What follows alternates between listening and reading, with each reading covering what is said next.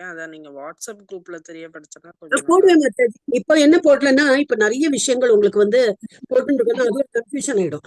அதனால இந்த 18 days முடிஞ்சிருச்சு. அப்புறம் உங்களுக்கு ஜாஸ்தி கிளாஸ் இருக்காது. ஒரே கிளாஸ் 8 கிளாஸ் தான் போயிட்டு இருக்கும். So what did we Okay, study okay. yesterday? Hare Krishna. Yesterday we studied about message mute பண்றல கொஞ்சம். சோ வந்து உங்களுக்கு அப்போ வந்து நிறைய இந்த புக் ரீடிங்லாம் இருக்கும். நிறைய இப்ப பிரபுபாத எழுதின புக்ஸ் எல்லாம் ரீட் பண்ணுவாங்க. அந்த கிளாஸஸ் இருக்கும். அப்புறம் வந்து பஜன் கிளாஸ், ஸ்லோகா கிளாஸ் அந்த மாதிரி நிறைய இருக்கும். இந்த 18 days முடிஞ்சிருச்சுன்னா you will get a clarity. அப்போ உங்களுக்கு நிறைய இந்த மாதிரி இப்ப நம்ம குரூப்ல குவிஸ் எப்படி எழுதணும் அந்த மாதிரி நிறைய மெசேஜ் போடும்போது ஒரு கன்ஃபியூஷனா இருக்கும் இல்லையா? இப்போ இந்த 18 days முடிஞ்சப்பறம் அதெல்லாம் நாங்க போடுவோம். ஸோ எல்லாரும் சரி, சரி. Everybody okay. ஹரே கிருஷ்ணா. ஹரே கிருஷ்ணா. ஹரே கிருஷ்ணா பிரபு. ஹரே கிருஷ்ணா. சின்ன மங்களாச்சாரம் பண்ணிடலாம். ஹரே கிருஷ்ணா. ஓம் நமோ பகவதே வாசுதேவாய. ஓம் நமோ பகவதே வாசுதேவாய. ஓம் நமோ பகவதே வாசுதேவாய. ஓம் அஞ்ஞான திமிராந்தஸ்ய ஞானாஞ்சனய சலாகய சட்டோமும் மிலமேன தஸ்தே ஏ நமஹ ஸ்ரீ சைத்தன்ய மனோபீசிருஹாவிருமேன பூதலே ஸ்வயம் ரூபகதாமாயம் ததா சேவ பாட்டிகம். ஹே கிருஷ்ணா கருண சிந்தே தீன பந்தே ஜகத்பதே காந்த ராதா காந்த நமஸ்துதே அந்தகாஞ்சன கௌரங்கி ராதே பிருந்தானீஸ்வரி காமேஸ்வரி பிரியமானி ஹரி பிரியே வாஞ்சகல்பதராய கிருபசிந்தே வஸ்ஸ பதினானா பாவனிலே வைஷ்ணவியோ நமோ நமக. ஜெய் ஸ்ரீ கிருஷ்ணா சைதன்ய பிரபு நித்யானந்த ஸ்ரீ அத்வைத கதாதார ஸ்ரீவாசாரி கௌர பக்த விருந்த. ஹரே கிருஷ்ணா கிருஷ்ண கிருஷ்ணா ஹரே ஹரே ஹரே ராம ராம ராம ஹரே ஹரே ஹரே கிருஷ்ணா கிருஷ்ணா ஹரே ஹரே ஹரே ராம ராம ராம ஹரே ஹரே ஹரே கிருஷ்ணா கிருஷ்ணா ஹரே ஹரே ஹரே ராம ராம ராம ஹரே ஹரே. வந்திருக்க எல்லாருக்கும் நமஸ்காரம். ஹரே கிருஷ்ணா மாதாஜி பிரபு. இன்னைக்கு அத்தியாயம் 16 பார்க்க போறோம். அதாவது தெய்வீக குணங்கள் அசூர குணங்கள் பத்தி பார்க்கப்படும். அவருடைய இயல்பு, அதாவது வியாபகம் சொல்லப்படுது. ரொம்ப அற்புதமான அத்தியாயம் இது.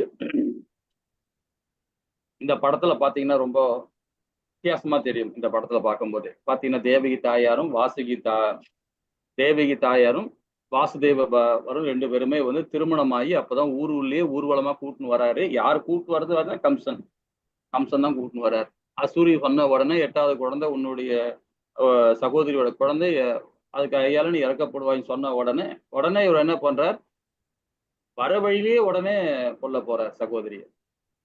ஸோ அந்த அளவுக்கு அரக்கத்தனமான அசுரத்தனமான செயல்பாடு அந்த யுகத்துல நடந்ததுனால்தான் பகவான் முழுமுழு கடவுளாக அவதாரம் கொடுக்கிறார். அதை பத்தி தான் நமக்குள்ளதான் அசுர குணங்கள் இருக்கு, தெய்வீக குணங்களும் இருக்கு இல்லைங்களா? இந்த அத்தியாயம் அதுதான் ரொம்ப சிறப்பா கொடுக்க போகுது. பகவான் வந்து முதல்ல ஒரு 6 ஸ்லோகம் வரைக்கும் பாத்தீங்கன்னா அந்த தெய்வீக குணங்களை பத்தி ரொம்ப அழகா சொல்றார்.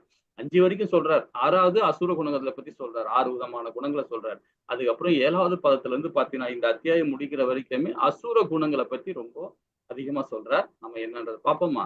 ஹரே கிருஷ்ணா. சரி, இந்த நிகழ்ச்சி ஏற்பாடு ஸ்ரீ ஸ்ரீ ராதா கோவிந்தா இஸ்கான் பெங்களூருக்கு நம்ம அனைவரும் சார்பாக ஒரு சின்ன பிரார்த்தனையோட ஆரம்பிப்போம். ஜெய் ஸ்ரீ கிருஷ்ணா சைத்தன்ய பிரபு நித்யானந்த ஸ்ரீ அத்வைத கதாதார சிவாசாதி கௌர பக்த விருந்துகி ஜெய். ஹரே கிருஷ்ணா கிருஷ்ண கிருஷ்ண ஹரே ஹரே ஹரே ராம ராம ராம ஹரே ஹரே.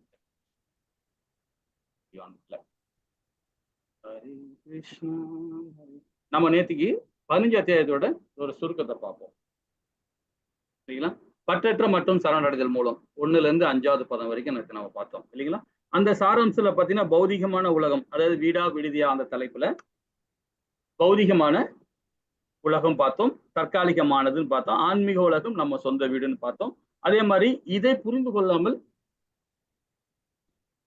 கொள்பவர் ஏதோ வேதங்களை கற்பவர் அப்படின்ற ஸ்தானத்துல நாம 4 விதமான சாராம்சம் மூலியமாக 1ல இருந்து 5வது பதம் வரைக்கும் நாம் அது விரிவா படித்தோம் இல்லைங்களா? ஜட உலகத்தில் ஆன்மீக உலகத்திற்கு செல்லுதல் 6ல இருந்து 11வது பதம் வரைக்கும் பார்த்தோம். அதுல பாத்தீங்கன்னா ஆன்மீக உலகின் பண்புகள் பார்த்தோம். அதே மாதிரி வந்து பௌதிக உலகின் பண்புகள் பார்த்தோம். கிருஷ்ணர் நமது இழந்த தொடர்பை நம்ம புதுப்பிக்கிறார் இல்லைங்களா? இழந்த தொடர்பை புதுப்பிக்கிறார். அந்த ஸ்தானத்துல இருந்து 6வதுல இருந்து 11வது ஸ்லோகம் வரைக்கும் நம்ம பார்த்தோம். 12ல இருந்து 15 பாருங்க. இந்த உலகின் நமது பராமரிப்பாக பகவான் கிருஷ்ணன் நிலைகளை உணர்தல்.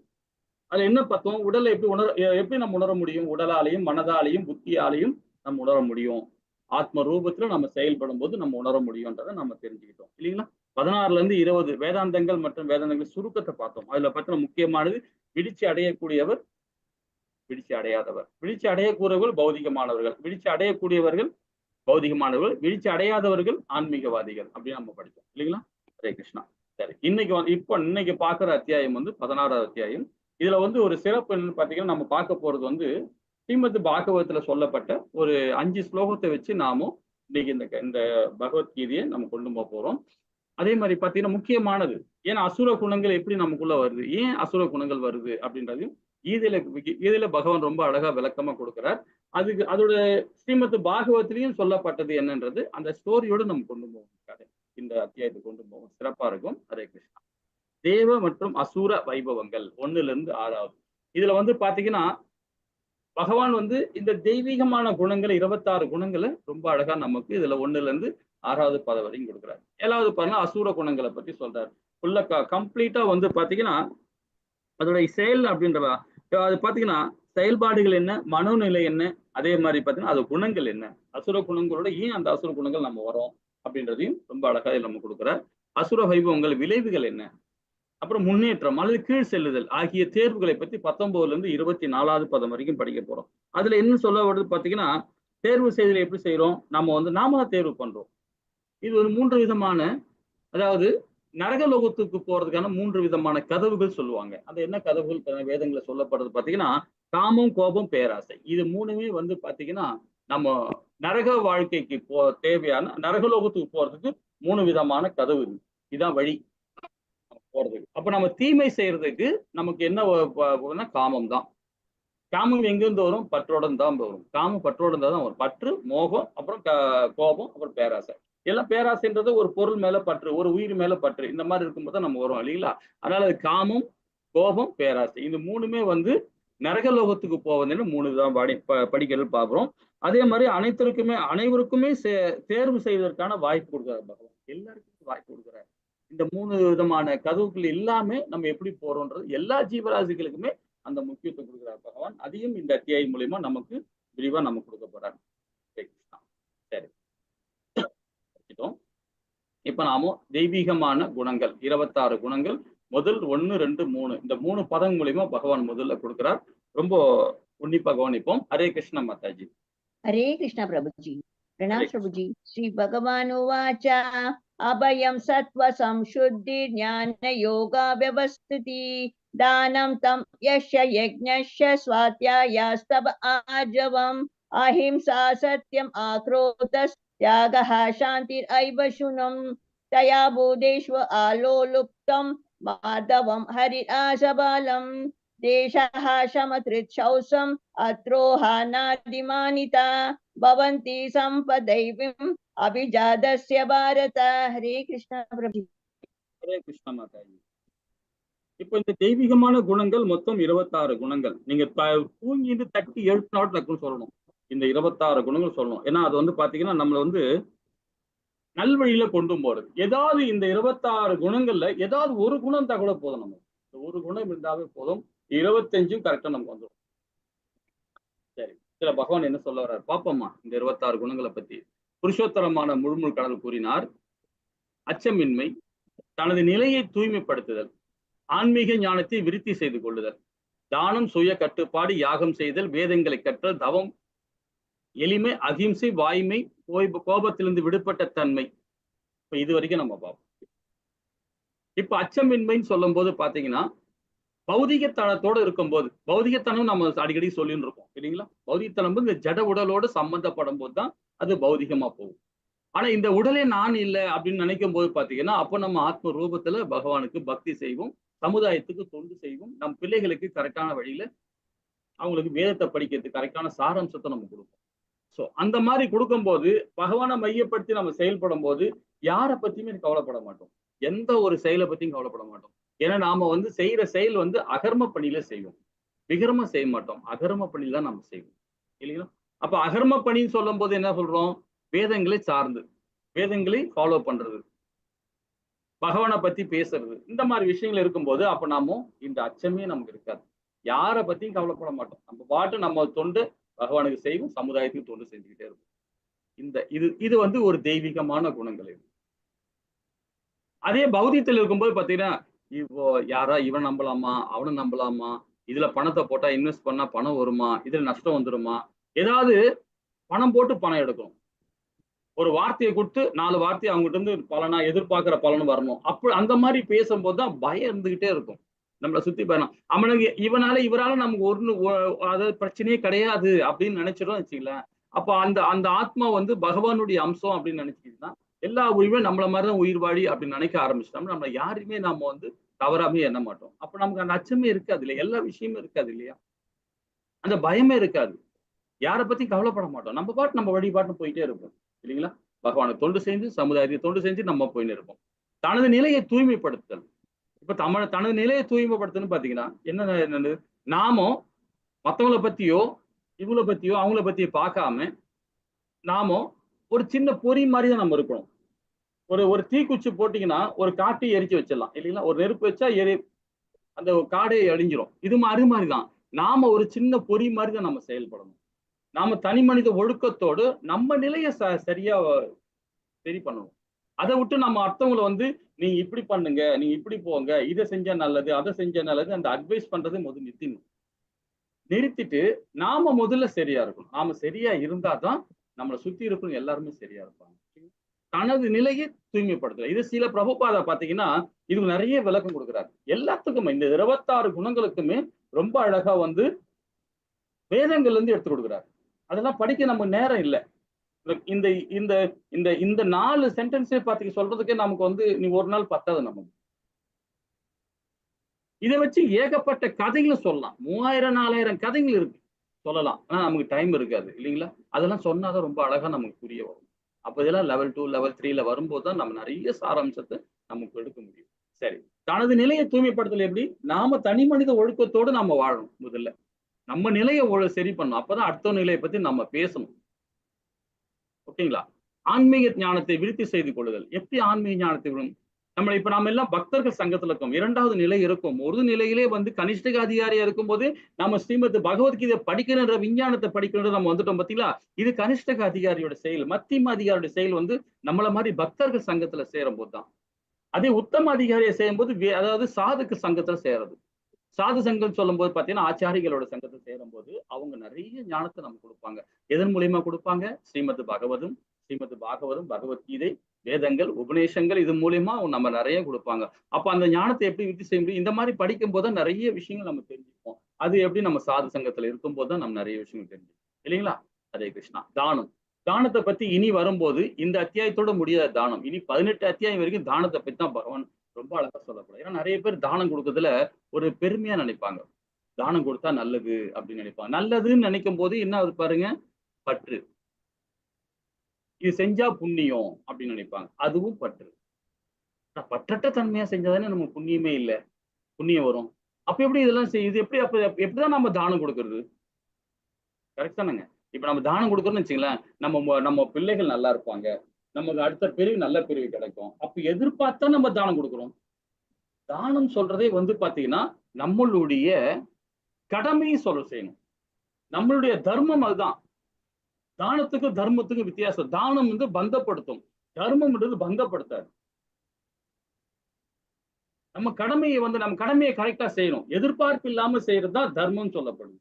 அப்போ தானத்துக்கும் தர்மத்துக்கும் வித்தியாசம் இருக்கு பாருங்க. நம்ம தமிழ்ல என்ன சொல்லுவோம் பாத்தீங்கன்னா, தானம் கொடுத்தா நல்லது. தர்மம்னா 4 பேருக்கு இல்லாதவங்களுக்கு பொருள் கொடுக்கறதுதான் தானம், தர்மம்னு சொல்லுவாங்க. அது தர்மம் அது கிடையாது. தர்மம் சொல்றது நம்மளுடைய கடமை. இப்ப நம்ம ஆத்ம ரூபத்துல நம்ம செயல்படுற செயல் வந்து அது நம்மளுடைய தர்மம் அது சரிங்களா. அப்ப தர்மத்துக்கும் தானத்துக்கும் வித்தியாசம் அதுதான். தானம்ன்றது நம்மளை பந்தப்படுத்தும். அப்ப இது எப்படி தானம் கொடுக்க முடியும் மத்தவங்களுக்கு? அப்ப பாத்தீங்கன்னா பகவானை மையப்படுத்தணும். இந்த பொருள் நம்ம ஒரு பணம் கொடுக்குறோம், ஒரு ஆளுக்கு பணம் கொடுக்குறோம்னா இந்த பணம் பகவான் கொடுத்த பணம். நான் சம்பாதிச்சேன்னு சொன்னா அது பந்தப்படும். இது பகவான் அருளால கொடுத்தது. என்ன வழி நடத்தினார், அதன் மூலியமா கிடைத்த பணத்தை நான் மத்தவங்களுக்கு தானம் கொடுக்குறேன். அது என்னுடைய தர்மம் நினைச்சு கொடுக்கணும். இல்ல நிர்காம மாதிரிதான் நம்ம ஆயிடுவோம். நிர்காம எப்படி மாட்டிட்டான் பார்த்தீங்கன்னா 3வது அத்தியாயத்துல படிச்சுமே, ராஜா மகாராஜா எப்படி பல்லியா போனாரு. அது மாதிரிதான் நமக்கு வந்து தானம் கொடுத்தா கூட நிறைய பேர் வந்து பிரச்சனையில் போய் மாட்டிப்பாங்க. ஏன்னா தான் என்ற அகந்தில இது நான் சம்பாதிச்ச பணம் அப்படின்னு நினைச்சு போய் மாட்டிப்பாங்க. அதனால தானம் கொடுக்கும்போது ரொம்ப இம்பார்ட்டன்ட். இது என்னுடைய பணம் அல்ல, இது பகவானுடையது அப்படின்னு சொல்லணும். அதே மாதிரி ஒரு ஆளுக்கு யாருக்காவது கடன் கொடுக்குறோம் அப்படின்னா கூட வச்சுக்கலாம், பிரச்சனை தான். இப்ப நிறைய பேருக்கு வந்து சில பேருக்கு ப்ராப்ளம் வரும், எல்லாருக்குமே ப்ராப்ளம் வரும். அவ ப்ராப்ளம் வரும்போது நம்ம பணம் கொடுக்குறோம், தப்பு இல்லை. ஆனா அந்த பணம் வந்து திருப்பி வருதா வரலையான்னு நம்ம எதிர்பார்க்கிறோம் பார்த்தீங்களா, அப்பதான் நமக்கு நிறைய பிரச்சனைகள் வரும். எதிர்பார்த்திருக்கும் போது நம்ம ஒரு கொடுத்துட்டு பணம் கொடுத்துட்டு திருப்பி வாங்கல, அப்படி வரல அப்படின்னும் போது நமக்கு என்ன ஆகும், மனசு அஞ்சலமாகும். சில பேர் அதோட கொடுக்காம இருந்துடலாம். சில பேர் கொடுக்காம இல்லப்பா பணம் இல்லப்பா என்கிட்ட அப்படின்னு சொல்லி இருக்கலாம். பணம் கொடுத்துட்டு அப்ப நம்ம கேட்கும் போது பாத்தீங்கன்னா நம்ம மூலம் குணமும் மாறும், அவங்களுடைய குணமும் மாறும். இது ஒரு பாயிண்ட். ரெண்டாவது பாயிண்ட்ல பாத்தீங்கன்னா நம்ம பணம் வாங்குறவங்க அதுக்கு தகுதியான ஆளும் பார்க்கணும். பணம் வாங்குறவங்க தகுதி, அந்த பணத்தை அவங்க தேவையில்லாத செலவு பண்ணி பாவத்தை உண்டு பண்றாங்க அப்படின்னாங்கன்னா கண்டிப்பா அவன் செய்யற பாவத்துல சரி பாதி நம்மளுக்கும் சேரும். நம்ம தானம் கொடுத்தோம் பாத்தீங்களா, நம்மளையும் வந்து சேரும். அதுக்கு காரணம் நாம தானே பணம் கொடுத்தோம். இப்போ ரோட்ல ஒருத்தர் போயினுக்கிறார், யாசனம் கேட்கிறார், ஐயா எனக்கு காசு கொஞ்சம் கொடுங்க, பணம் தேவை அப்படின்னு கொடுக்குறாரு. சரி நீங்களும் என்ன பண்ணுங்க, ஒரு 10 ரூபா கொடுத்துறீங்க. 10 ரூபா கொடுத்தோன்னா அது பேர் ஒரு 10 பேர் 10 ரூபா கொடுத்தோன்னா 100 ரூபாய் ஆயிப்போச்சு.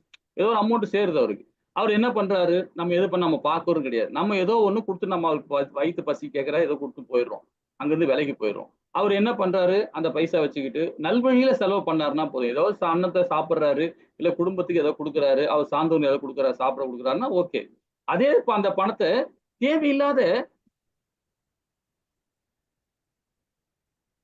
ஏதோ தண்ணி குடிக்கிறாங்க, ஏதோ ட்ரிங்க்ஸ் பண்றாங்க, ஸ்மோக் பண்றாங்க, ஏதோ ஒரு கெட்ட வழியில அந்த பணத்தை செலவு பண்ணாங்கன்னா அவரு பாவத்தை சேர்க்கிறார். யாரு, தானம் வாங்குறவங்க சேவரார். அதுக்கு காரணமா இருக்கவும் யாரெல்லாம் தானம் கொடுத்தாங்களோ அவங்களையும் சரிபாதி வந்து சேரும். இது வேதம் சொல்லுது, வேதத்துல சொல்லப்பட்டது. அப்போ நாம தானம் வாங்குறவனும் அதுக்கு தகுதியான்னு பார்க்கணும், தானம் கொடுக்கறவனும் தகுதியா இருக்கணும். அது தகுதியும் இந்த 2 தகுதியும் இருந்தா மட்டும் பார்த்தாது, கால நேரம் இருக்கணும். இது 3மே பகவான் 17-18 ரொம்ப அற்புதமா சொல்றாரு. 17 அத்தியாயத்தில் நாளைக்கு பார்க்க போறோம் பாருங்க, அதுலயும் தானத்தை பத்தி சொல்லுவார். அப்ப தானம் கொடுக்கும் போதும் சரி, வாங்குறதும் சரி, அந்த கால நேரமும் இருக்கு, அது தகுந்த மாதிரி கொடுக்கணும். சில பேருக்கு வந்து ஒரு புண்ணிய காரியம் பண்ணுவாங்க. என்ன புண்ணிய காரியம் பண்ணா, அப்பாவுக்கு அம்மாவுக்கு முன்னோர்கள் பார்க்கணும், திதி கொடுக்க போவாங்க. திதி கொடுத்து என்ன பண்ணுவாங்க, 4 பேருக்கு தானம் கொடுக்கணும் அப்படின்னு போவாங்க. அதோட என்ன பண்ண தெரியுங்களா, அன்னதானம் கொடுக்கலாம். இல்ல பகவானுக்கு பிரசாதம் ரெடி பண்ணி கோவில்ல கொண்டு போய் பிரசாதம் கொடுத்து அதை வந்து நெய்வேத்தியம் பண்ணி பகவானுக்கு அருளால எல்லாருக்கும் அதை நம்ம தானம் கொடுக்கலாம். அந்த தானம் கொடுக்கும் போது பாருங்க, யாருக்கும் வந்து அந்த ஆணின் கார்லி போடாம பகவானுக்கு நெய்வேத்தியம் பண்றது முக்கியமா வந்து நிறைய பேர் தவறு பண்றாங்க. அது பலனே கிடையாதுங்க, பலனே கிடையாது பகவானுக்கு. ஆனா பகவானுக்கு வந்து அவருக்கு புலன் கிடையாது. இந்த வெங்காய பூண்டு இல்லாம தான் நாம பகவானுக்கு நெய்வேத்தியம் பண்ணி அதை மற்றவங்களுக்கு விநியோகம் பண்ணணும். நிறைய பேர் பாத்தீங்கன்னா, நான் இப்ப ஒரு பெருமாள் கோவில்ல, நம்ம சென்னையில உள்ள சூளையில ஒரு பெருமாள் கோவில், அந்த கோவில்ல ஒரு நாள் போயிருந்தேன்.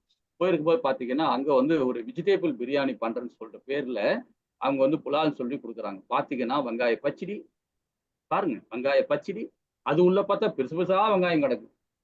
இதை பகவானுக்கு நெய்வேத்தியம் பண்ணி இதுவே மக்களுக்கு கொடுக்குறாங்க. இது பெருமாள் கோவில்லையே. நான் அந்த அந்தனருக்கு கேட்கிறேன், என்னையா இந்த மாதிரி பண்ணிட்டு இருக்கீங்க? நான் என்ன செய்யுது பிரபு, சொன்னா கேட்க மாட்டேன்றாங்க. கேட்க மாட்டேன், நெய்வேத்தியம் பண்ணியில கொடுக்குறீங்க நீங்க, இது அபத்தம் இல்லையா? அது காரணம் நீங்களா வரீங்களா? இதை கொடுக்காதீங்க பிரபு, ஸ்டாப் பண்ணுங்க. அவ்வளவு பெரிய பெரிய பாத்திரத்துல கொடுக்குறாங்க. அதுக்கு மக்கள் தெரியாம அறியாமல அந்த வாங்கி சாப்பிடுறாங்க இல்லைங்களா? சோ இதெல்லாம் ஒரு தானம் தான். இந்த தானம் கொடுக்கும் போது கூட கரெக்டா பார்த்து கொடுக்கணும். வேதங்கள்ல என்ன சொல்லப்பட்டது, சாஸ்திரங்கள் என்ன சொல்லப்பட்டது, அதை பார்த்துதான் நம்ம தானமே கொடுக்கணும். சரி, ஓகேங்களா? சுய கட்டுப்பாடு, சுய கட்டுப்பாடுங்கிறது தனி மனித ஒழுக்கத்தோடு ரொம்ப அழகா வரும். சுய கட்டுப்பாடு இது ஆன்மீக சம்பந்தமா இருக்கும் போதுதான், பகவானுடைய அருளோல பகவானை மையப்படுத்தி செய்யும் போதுதான் அந்த சுய கட்டுப்பாடு வரும், ரொம்ப அழகா வரும். அது பேசுறது கூட அளவோட பேசுவாங்க. அப்படி பேசுறதா இருந்தாலும் பகவானை மையப்படுத்தி தான் பேசுவாங்க. பகவானை மையப்படுத்தி நம்ம கிட்ட கேட்டு பாருங்களேன், ஒரு நாள் ஃபுல்லா பேசிக்கிட்டே இருக்கலாம். இதுன்னு சுய கட்டுப்பாடே இல்லாம அவர் பாட்டு பேசிக்கிட்டே இருக்காரு. ஏன்னா அவர் பேசுற வார்த்தைகள் பகவானை பத்தி தான், பகவானை மையப்படுத்தி தான் பேசுற. பகவானை மையப்படுத்தி ஒரு நாள் இல்ல 365 நாள் பேசிக்கிட்டே இருக்கலாம். அது நம்மளை பந்தப்படுத்தாது, மற்றவங்களுக்கும் ஞானத்தை விருத்தி செய்யும் இல்லைங்களா? அது சுய கட்டுப்பாடு. கண்டிப்பா யாகம் செய்தல், யாகம் செய்த 2 விதமான யாகம் இருக்கு. ஒண்ணு வந்து பகவானுக்காக, இந்த லோகத்துக்காக, இந்த பிரபஞ்சத்துக்காக, மற்றவங்க எல்லாம் வாழறதுக்காக யோகம் செய்து அது வேணும். இன்னொன்னு நம்ம தனி மனித ஒழுக்கத்தோடு செய்யற யாகம் வந்து அது என்ன, நம்முடைய கடமை. நாம என்ன குலத்துல இருக்கிறோம், நம்ம குலம் தான் என்ன சொல்ல போறோம், நம்மளுடைய வர்ணம். நம்ம வர்ணம் என்ன, இப்ப நிறைய பேர் சொல்லுவாங்க என்னுடைய கோத்திரம் வந்து கிருஷ்ண கோத்திரம், நான் சிவ கோத்திரம், லட்சுமி கோத்திரம், ஏதோ ஒரு கோத்திரம் சொல்லிட்டே இருப்பாங்க. அதை விட என்ன தெரியுமா, நம்ம கோத்திரம் எல்லா கோத்திரமும் நம்ம கடமையை செய்யறதுதான். அதுதான் யாகம் சொல்றது. அந்த யாகத்தை ஒழுங்கா செய்யணும். 2 விதமான யாகம் சொல்லிடுறோம் இல்லையா? ஒண்ணு வந்து நம்ம சமுதாயத்துக்காக பகவானுக்காக செய்யற யாகம் வந்து ஒண்ணு. அதே மாதிரி நம்ம சமுதாயத்துக்கு தொண்டு செய்யறோம் பாத்தீங்களா? எப்படி செய்யறோம் பாத்தீங்கன்னா, நம்மளுடைய கடமையை செய்யறதே பகவானுக்கு செய்யற தொண்டு தான். அதுவும் ஒரு யாகம் தான். யாக சக்கரம் மூலியமா 3ஆம் அத்தியாயத்துல படிச்சோம் இல்லையா? நம்ம எந்த வர்ணத்துல நாம் இருக்கிறோமோ, பிறப்பால் கிடையாது, நம்ம செயலால. நம்ம என்ன செயல் பண்றோமோ அதுதான் வர்ணம் இந்த வாழ்நாள்ல. ஆனா அதே நான் பிராமண குலத்துல சத்திரிய குலத்துல பிறந்துட்டேன், நான் ஒசந்தவன்னு நினைக்கிறது அது மகா பாவம். அது அந்த அந்த அந்த போனாவே ஆட்டோமேட்டிக்கா நம்மளுடைய ஞானம் மங்கி போகும். அதனால நம்ம பிறப்பால் கிடையாது, நம்மளுடைய வளர்ச்சியால, நம்ம செயலால. அதுதான் நம்ம செயலால செய்யற வர்ணத்துக்கு தகுந்த மாதிரி நம்ம கடமையை நம்ம, அது ஒரு யாகம் இல்லைங்களா? வேதங்களை கற்றல்.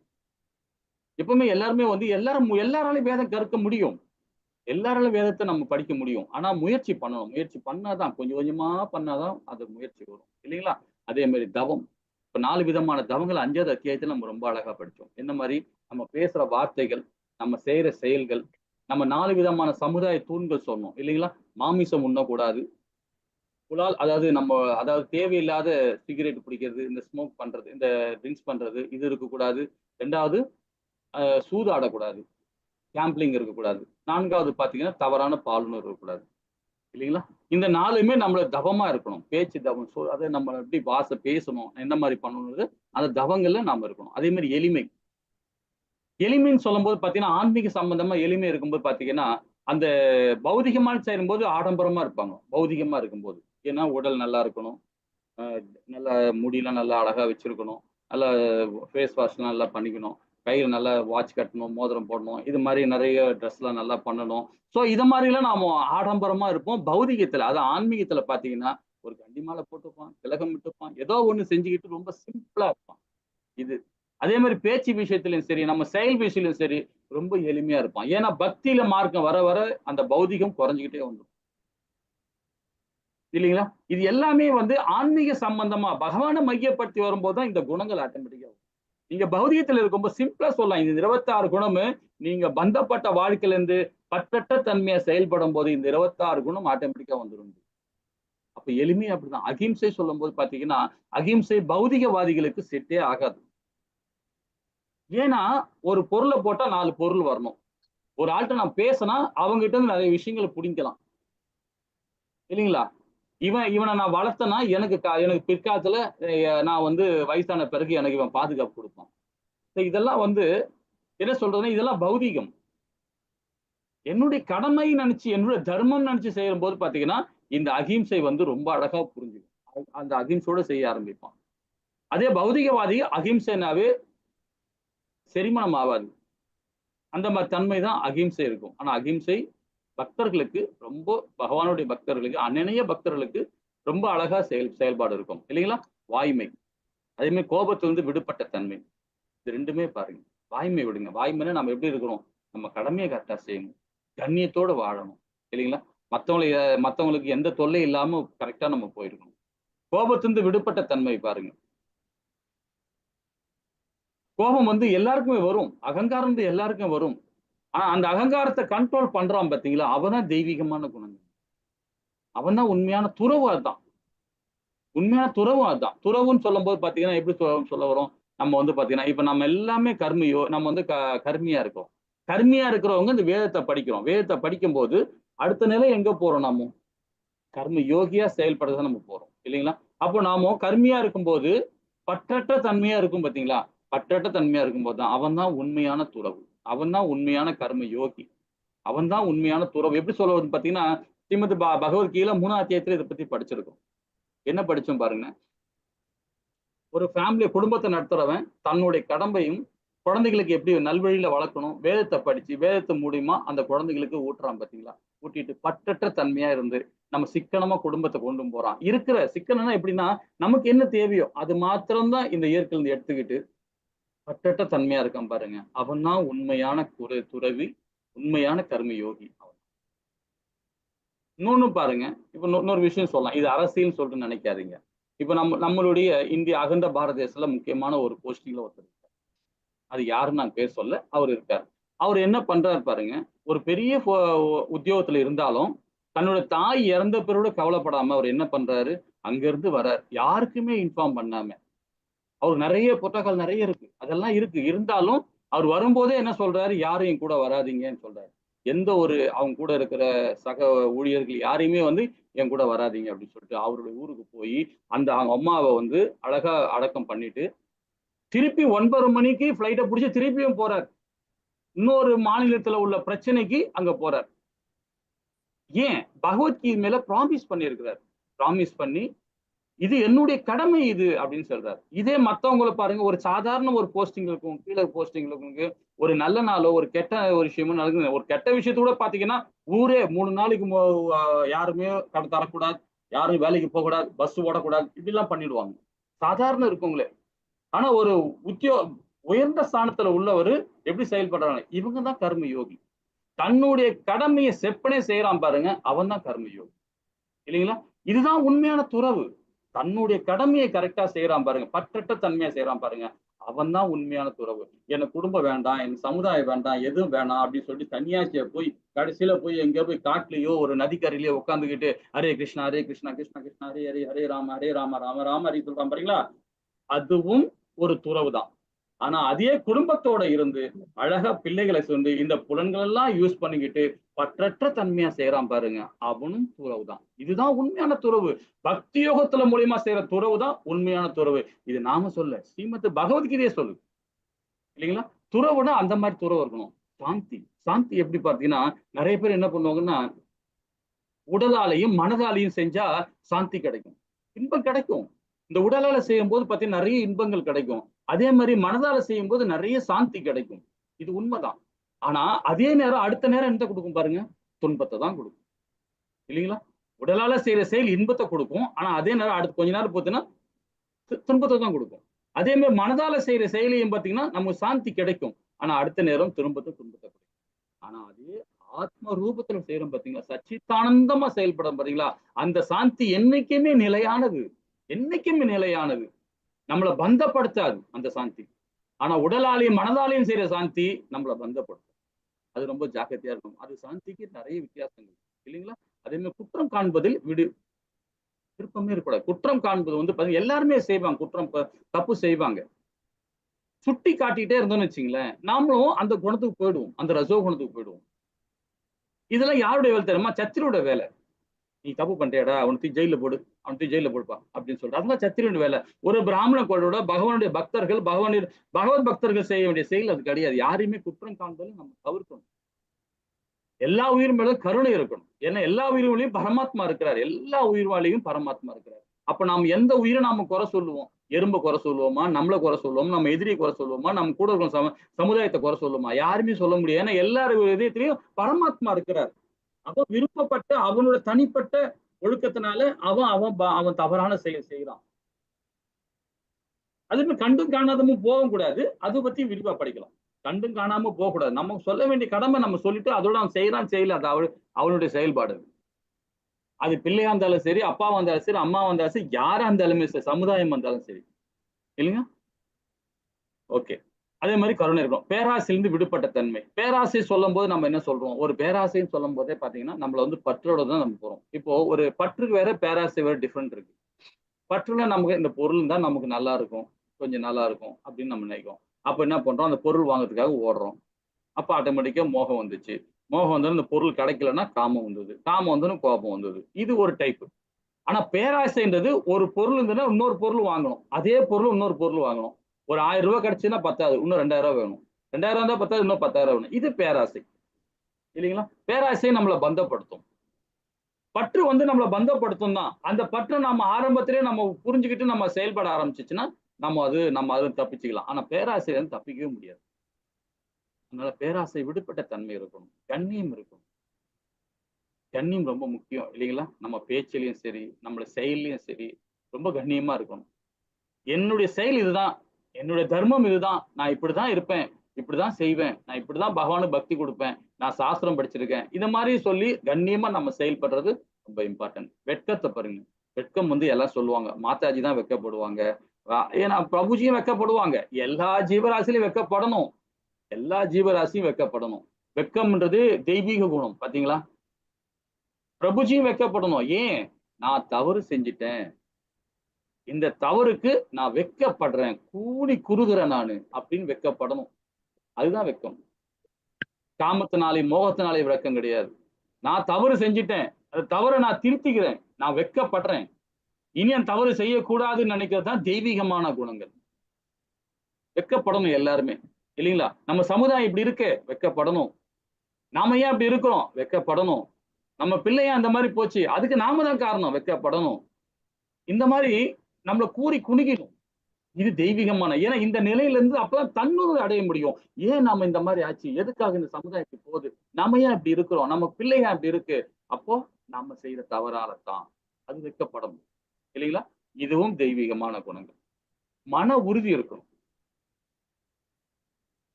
இப்ப எல்லாருமே சொல்லுவாங்க, என்ன மன உறுதினா, ஆன்மீகவாதி சொன்னா, நான் பகவான் லோகத்துக்கு அவரை கமலபாதங்கள்ல போய் சரணாகதி அடையணும், நான் வைகுந்தம் போகணும், அதுதான் என்னுடைய மன உறுதினும். அதுவும் மோக பக்தி தாண்டான்றார். என் லோகத்துக்கு வரதே மோக பக்தி தாண்டான்றாரு.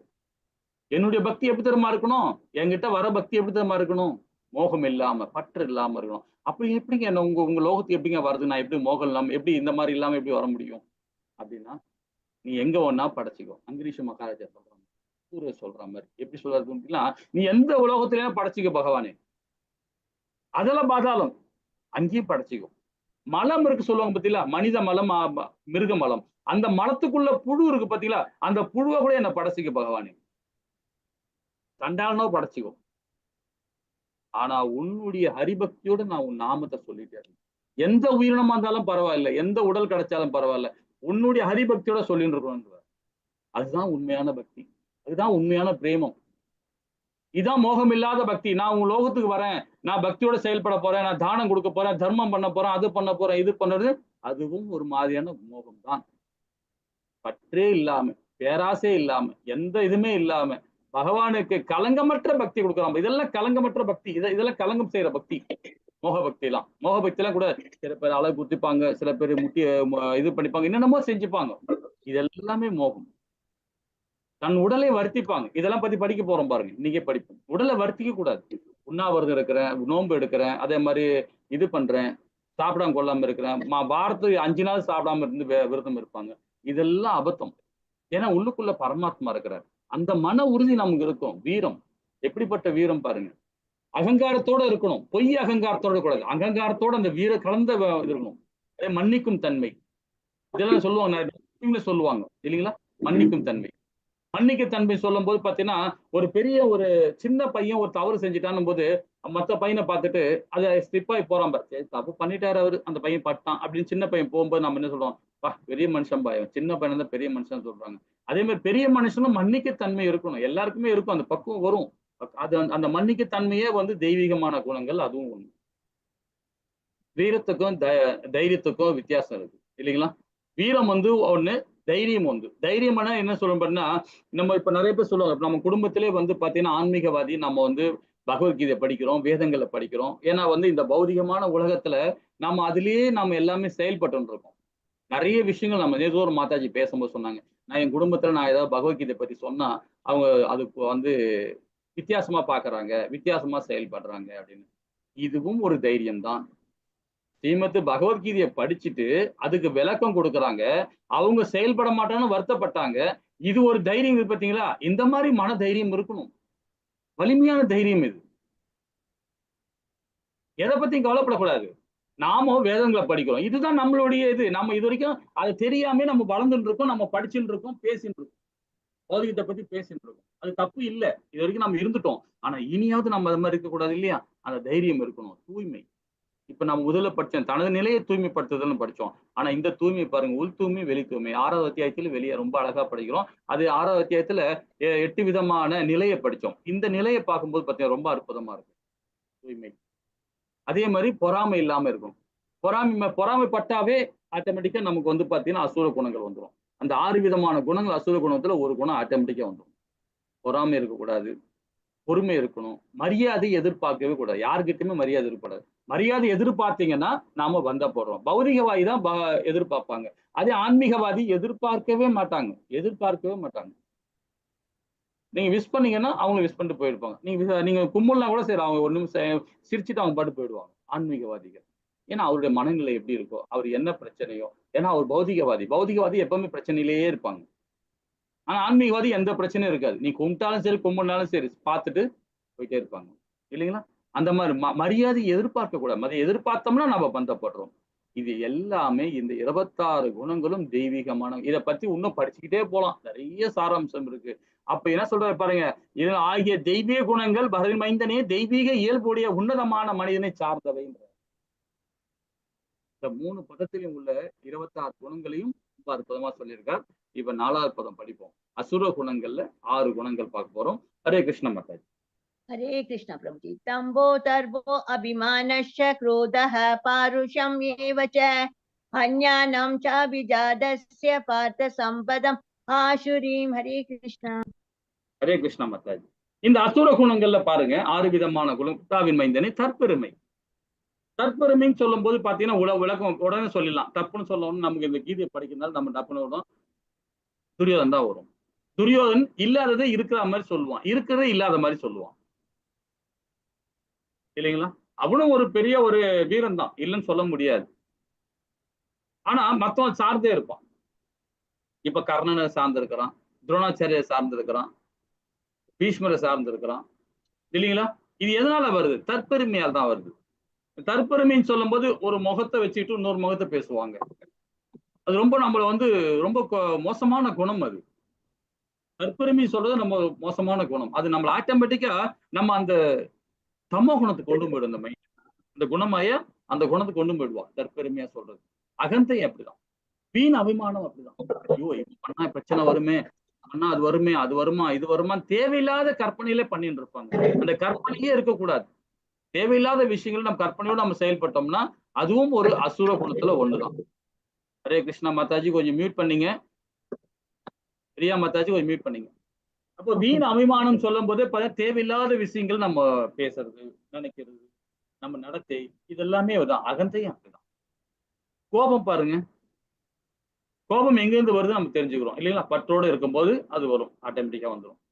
யாரும் தவறு செஞ்சுட்டாங்க அப்படின்னு ஒரு அகங்காரம் இருக்கும். ஆனா ரெண்டுமே ரெண்டு விதமானது நம்ம படிச்சுட்டு இருக்கோம். அகங்காரம் சொல்றது ஒண்ணு ஆன்மீகமா சம்பந்தப்பட்டது. அதே பொய் அகங்காரம் சொல்றது தேவையில்லாத விஷயத்துலதான் கோவப்படுறது. அதுதான் நம்ம பந்தப்படுத்தும். ஆன்மீகத்துல இருக்கும்போது அகங்காரம் வேற, பௌதிகத்துல இருக்கிற மாதிரி பொய் அகங்காரம். அந்த அகங்காரம் நமக்கு இருக்கவே கூடாது. அந்த கோபம் நமக்கு இருக்கவே கூடாது.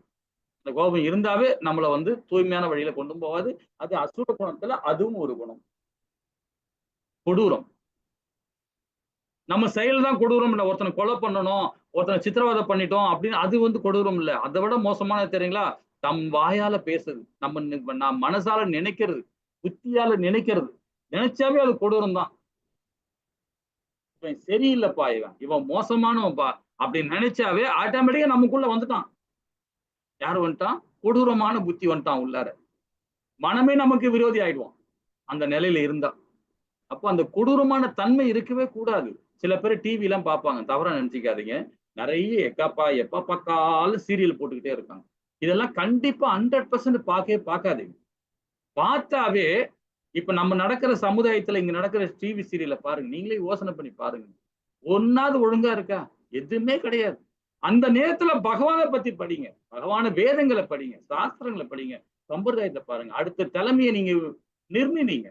அதை விட்டுட்டு டிவி சீரியலை பாக்குறவங்க பாத்தீங்கன்னா அழுதுகிட்டே இருப்பாங்க, கோவப்படுவாங்க. இவனை புதி அவனை சாவடிக்கணும், இவனை கொள்ளணும், அவன் குடும்பத்தை இவன் கெடுக்கணும், இவன் குடும்பத்தை அவன் கெடுக்கணும். இதுதான் போகும். இதுதான் கொடூரம், மோசமான புத்தி. அது அந்த புத்தி நமக்கு வந்துடும், ஆட்டோமேட்டிக்கா வந்துடும். அதை கண்ணால பார்த்தாவே வந்துடும், காதால கேட்டாவே வந்துடும். நம்ம அது மாதிரி நம்ம செய்ய மாட்டோம். இதெல்லாம் தெரிஞ்சுக்கணும். தெரிஞ்சு ஒன்னும் ஆக போறது கிடையாது. தெரிஞ்சுக்கிட்டீங்கன்னா உங்களுக்கே தெரியாம ஆழ் மனசுல பதிவுமோ. இதுதான் இன்னைக்குள்ள சயின்ஸ் சொல்லுது. நீங்க என்ன பண்ணால பாக்குறீங்களோ நீங்க சொல்லிடுவீங்க, நான் இதெல்லாம் செயல்பட மாட்டேங்க, எல்லாம் கேட்டுப்பேன் அவ்வளவுதான், தெரிஞ்சுப்பேன் அவ்வளவுதான், அதோட நான் மறந்துடுவேன். கிடையவே கிடையாது. எல்லாமே பிரெயின்ல ரெக்கார்ட் ஆயிடும், கம்ப்ளீட் ரெக்கார்ட் ஆயிடும். நீங்க என்னைக்கு வீழ்ச்சி அடைகிறீங்களோ அன்னைக்கு அந்த குணம் வரும், ஆட்டோமேட்டிக்கா வரும். ஆட்டோமேட்டிக்கா வரும். ஒருத்தன் தவறு செய்யறான் அப்படின்னு சொன்னோன்னு நீங்க என்னைக்கு டிவி சீரியல் ஒருத்தனை பாத்தீங்களா, கொலை பண்ணணும், அவனை கொடுக்கணும், அவனை துன்பப்படுத்தணும், அதெல்லாம் ரெக்கார்ட் ஆகிட்டு இருக்கும். நீங்க என்னைக்கு வீழ்ச்சி அடைகிறீங்களோ, ஒருத்தன் நமக்கு எதிர்மறையா தவறு பண்றான்னு வச்சுக்கலாம், ஆட்டோமேட்டிக்கா அந்த குணம் வந்துடும். ஆட்டோமேட்டிக்கா வந்துடும். உங்களுக்கு அறியாமே வந்துடும். வேற கோவப்படுறாங்களா போய் ரெக்கார்டிங் பண்ணிடுங்களேன். ரொம்ப கோபமா ஆக்ரோஷமா கோவப்படுறாங்க பாரு, அவங்களை வீடியோ ரெக்கார்டிங் பண்ணிட்டு அவங்க கோபம்லாம் தனிஞ்ச பிறகு கொடுத்து பாருங்களேன். நானா இப்படி நடந்தேன், நானா இப்படி பேசினேன்னுவாங்க. ஏன்னா கோபம் வரும்போது ஆட்டோமேட்டிக்கா அந்த பின்னாடி பிரைன்ல நான் படிச்சு என்ன நம்ம ஆச்சாரிகள் சொன்னாங்க, ஆனா அந்த அளவுக்கு நான் படிக்கல. ஆட்டோமேட்டிக்கா பின்னாடி மூளையில ஏதோ ஒரு இடத்துல ஒரு அமிலம் சுரக்கமா அந்த கோபம் வரும்போது, அந்த சுரக்கும் போது தன்னிலை இழந்துருவாங்க. என்ன பேசுறோம் என்ன தெரியும், அந்த ஆத்மா அது உள்ள இருக்கிற எல்லா பிரச்சனையும் வெளியே வரும். கோபத்துல வெளியே வரும். வார்த்தைகளே அசிங்கசியமா பேசுவாங்க, தப்பு தப்பா பேசுவாங்க இல்லைங்களா. இது எல்லாமே கொடூரம். அதனால எதுவுமே நம்ம எந்த விஷயமே சரி, பாக்குற விஷயம் சரி, கேட்கிற விஷயம் சரி, பேசுற விஷயங்கள்லாம் வந்து தன்மையோட பேசும் இல்லைங்களா. அறியாமை நம்ம சொல்றோம், இந்த 5ம் படிச்சுட்டோம் பாத்தீங்களா. நிறைய பேர் என்ன சொல்லணுமா, அடிக்கடி எல்லார்கிட்டையுமே தெரியாம செஞ்சுட்டேன், சாரிங்க, மன்னிச்சிருங்க, நம்ம நினைக்கிறோம் நம்ம இனி செய்ய மாட்டோம் அப்படின்னு நினைக்கிறோம். அதை செஞ்சாவே அதுதான் அறியாமை நம்ம சொல்றோம் இல்லைங்களா. அறியாமை அசுர குணங்கள்ல ஒண்ணு. யாருகிட்டயும் மன்னிப்பு கேட்காதீங்க. எப்படி மன்னி கேட்குன்னு தெரியுமா, ஹரே கிருஷ்ணா ஹரே கிருஷ்ணா ஹரே கிருஷ்ணா ஹரே கிருஷ்ணா, அவ்வளவுதான். இதுதான் மன்னிப்பு. எந்த மனுஷங்கிட்டையும் மன்னிப்பு கேட்க கூடாது. கேட்டீங்கன்னா நீங்க பந்தப்படுவீங்க. ஏன்னா நீங்க அறியாமையில வந்துட்டீங்க. அப்ப என்னங்க, யாரோ ஒரு புண்ணிய காரியம் செய்யறாங்க, நமக்கு ஒரு ஹெல்ப் பண்றாங்க, நம்ம தவறு செஞ்சுட்டோம், அந்த தவறை திருத்திக்கிறதுக்கு ஹரே கிருஷ்ணா தான் சொல்லணும். இப்ப நம்ம கிளாஸ் நல்லா எடுத்துன்னு போயிட்டு இருக்கோம், ஒரு மாதிரியா போயிட்டு இருக்கு, நல்லா போயிட்டு இருக்குன்னா எனக்கு நீங்க தேங்க்ஸ் சொல்லணும் அவசியமே இல்லை. யாருக்கு தேங்க்ஸ் சொல்லணும் அவசியமே இல்லை, பகவானுக்கு தான் தேங்க்ஸ் சொல்லணும், ஹரே கிருஷ்ணா தான் சொல்லணும். அதை விட்டு நான் வந்து தேங்க்ஸ்ன்னு சொல்லணும், நான் நன்றி நன்றின்னு சொல்லவும் கூடாது. அதே மாதிரி நான் தவறு செஞ்சுட்டேன் எனக்கு ரொம்ப தப்பு பண்ணிட்டு நம்ம சொல்லவே கூடாது. அது நம்ம அதோட ஹரே கிருஷ்ணா ஹரே கிருஷ்ணா ஹரே கிருஷ்ணா பகவான் நாமத்தை சொல்லுங்க. அது சொன்னாவே நம்ம அது நல்வழியில திருப்பி போகும். தெரியாம செஞ்சுட்டேன் மன்னிச்சிருங்க, தெரியாம செஞ்சுட்டேன் மன்னிச்சிருங்க, தெரியாம செஞ்சுட்டேன். வாழ்நாள்ல யோசனை பண்ணிவா, ஒரு மாசம் நீங்க கணக்கு பண்ணீங்களேன், ஒரு மாசம் வேணாம், ஒரு நாள் எடுத்துங்க. ஒரு நாள்ல எத்தனை வாட்டி தெரியாம செஞ்சுட்டு மன்னிச்சு நீங்களே கேட்டு பாருங்களேன். ஏன்? அது அசுர குணம். அது வந்துகிட்டே தான் இருக்கும். மன்னிப்பு மன்னிப்பு மன்னிப்பு மன்னிப்பு மன்னிப்பு வந்துகிட்டே இருக்கும். அது அசுர குணங்கள். அறியாமை செய்யற செயல் எல்லாமே அசுர குணங்கள் தான். நான் தெரியாம பண்ணிட்டேங்க மன்னிச்சிருங்க அப்படின்னா அது அசுர குணம் தான். அப்ப எப்படி நம்ம அதுல இருந்து மீண்டு வரணும்? ஹரே கிருஷ்ணா மகாமந்திரம், பகவான் நாமத்தை சொல்லுங்க, அவருக்கு சொல்லுங்க தேங்க்ஸ், அவருக்கு சொல்லுங்க மன்னிப்பு. இதுதான் நமக்கு முக்கியமா தெரிஞ்சுக்கணும். இது ரெண்டுமே நம்ம செய்யாம ஒருத்தங்கிட்ட நம்ம தேங்க்ஸ் சொல்றதும் ஒருத்தங்கிட்ட நம்ம மன்னிப்புன்னு சொல்றதும் நம்மள பந்தப்படுத்தும். ஹரே கிருஷ்ணா. இதை சொல்றதுக்கே வந்து நிறைய நமக்கு படிக்கணும். ஹரே கிருஷ்ணா. 5வது ஸ்லோகம் என்ன சொல்றாரு பாப்போமா. ஹரே கிருஷ்ணா மாதாஜி. दैवी संपत् विमोक्षाय निबन्धाया सूरि मता मासु संपदं दैवीम् अभिजातो असि पाण्डव. ஹரே கிருஷ்ணா பிரபு. தெய்வீக குணங்கள் முத்தி தரக்கூடியவை, அசுர குணங்கள் பந்தப்படுத்துபவை. இப்ப நம்ம சொன்னோமா 6 அசுர குணங்கள் என்ன சொன்னோம் பாருங்க. அறியாமை நம்ம எடுத்துங்க, அறியாமை நம்ம தெரியாம செஞ்சுட்டு சொல்றீங்களா, அது நம்மள பந்தப்படுத்தும். அப்போ பாண்டுவின் மைந்தனே கவலைப்படாதே, நீ தெய்வீக குணங்களை பிறந்திருக்கிறாய். ஏன்னா அவன் பாருங்க, ஏன்னா அவன் தேவரோட பிரசாதம் தானே.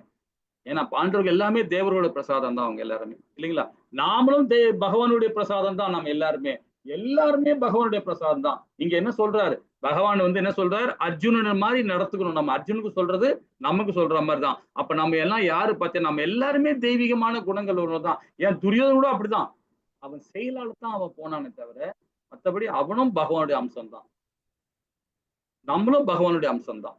இப்ப நம்ம எல்லாமே தெய்வீகமான குணங்கள் தான் பிறந்திருக்கிறோம். ஆனா நம்மளுடைய செயலால நம்ம தவறா போயிடும் இல்லைங்களா. அதை நம்ம திருத்திக்கணும். ஓகேங்களா. 6வது பதம் பிரபு. हरे कृष्णा. द्वौबोध सर्गोऽवलोके अस्मिन् दैव आसुर एव च दैवो विस्तारश प्रोक्तो आसुरं वार्त मे शृणु. हरे कृष्णा. ஹரே கிருஷ்ணா மாதாஜி. இங்க என்ன சொல்ற பாருங்க. பிதாவின் மைந்தனி, இவ்வுலகில் உள்ள படைக்கப்பட்ட உயிர்வாழிகளின் தெய்வீகமானவர்கள் அசுரர்கள் என 2 வகையாக உள்ளனர். தெய்வீக குணங்களை பற்றி ஏற்கனவே மிகவும் விவரமாக விளக்கி உள்ளேன். இனி அசுர குணங்களை என்னிடம் கேட்பாயாக. இப்ப இது வரைக்கும் நாம தெய்வீக குணங்களை பத்தி சிறப்பா படிச்சோம். இனி வர்ற ஸ்லோகம் வரைக்கும் கம்ப்ளீட்டா இந்த அத்தியாயம் முடிகிற வரைக்கும் அசுர குணம் தான் சொல்ல போறாரு. நாம எப்படி செயல்படுறோம், நாம எந்த இடத்துல இருக்கணும் இப்ப நம்ம புரிஞ்சுக்கலாம். ஓகேங்களா? நம்ம புரிஞ்சுக்கிட்டு அந்த வழிமுறையை நம்ம ஃபாலோ பண்ண ஆரம்பிச்சிடும். அது வந்து விலக ஆரம்பிச்சிடும். இந்த அசுர குணத்துல விலக ஆரம்பிச்சிடும் நம்ம எல்லாருமே. அதுதான் உத்தமம், அதுதான் அதி உத்தமம் சொல்லப்படும் இல்லைங்களா? சரி, இப்ப நாம தெய்வீக குணங்களை பற்றி நாம பார்த்துட்டோம். இனி அசுர குணங்களை பார்க்க போறோம் இல்லைங்களா? இதுல என்ன சொல்றாரு பாருங்க, 2 விதமான படைக்கப்பட்ட உயிர்வாழிகள் தெய்வீகமானவர் இருக்கிறாங்க, அசுரமானவர் இருக்காங்க. நமக்குள்ள தெய்வீக குணங்கள் இருக்கு, அசுர குணங்கள் இருக்கு, ரெண்டுமே இருக்கு. அதை நாம முறைப்படுத்தணும். அசுர குணத்தை முறைப்படுத்தணும், தெய்வீக குணத்தை முறைப்படுத்தி நம்ம செயல்பட ஆரம்பிக்கணும். இதுதான் சனாதனம் சொல்லணும். சரி, ஓகே. இப்போ நம்ம கலிகாலத்துல இப்ப இருக்கிறோம். இதே உலகங்கள் தோன்றது முன்னாடியே பகவான் அந்த சராசரங்களை படைச்சாரு இல்லையா? நம்ம 4வது அத்தியாயத்துல படிச்சோம் இல்லையா? பிரம்மாவோட லைஃபை படிச்சோம், மனுக்களோட லைஃபை படிச்சோம், எப்போ பகவத்கீதை பேசப்பட்டது இதெல்லாம் படிச்சோம் 4வது அத்தியாயத்துல. அப்போ கசிப முனிவர்னு ஒருத்தர் இருக்கிறார். அவர் பாத்தீங்கன்னா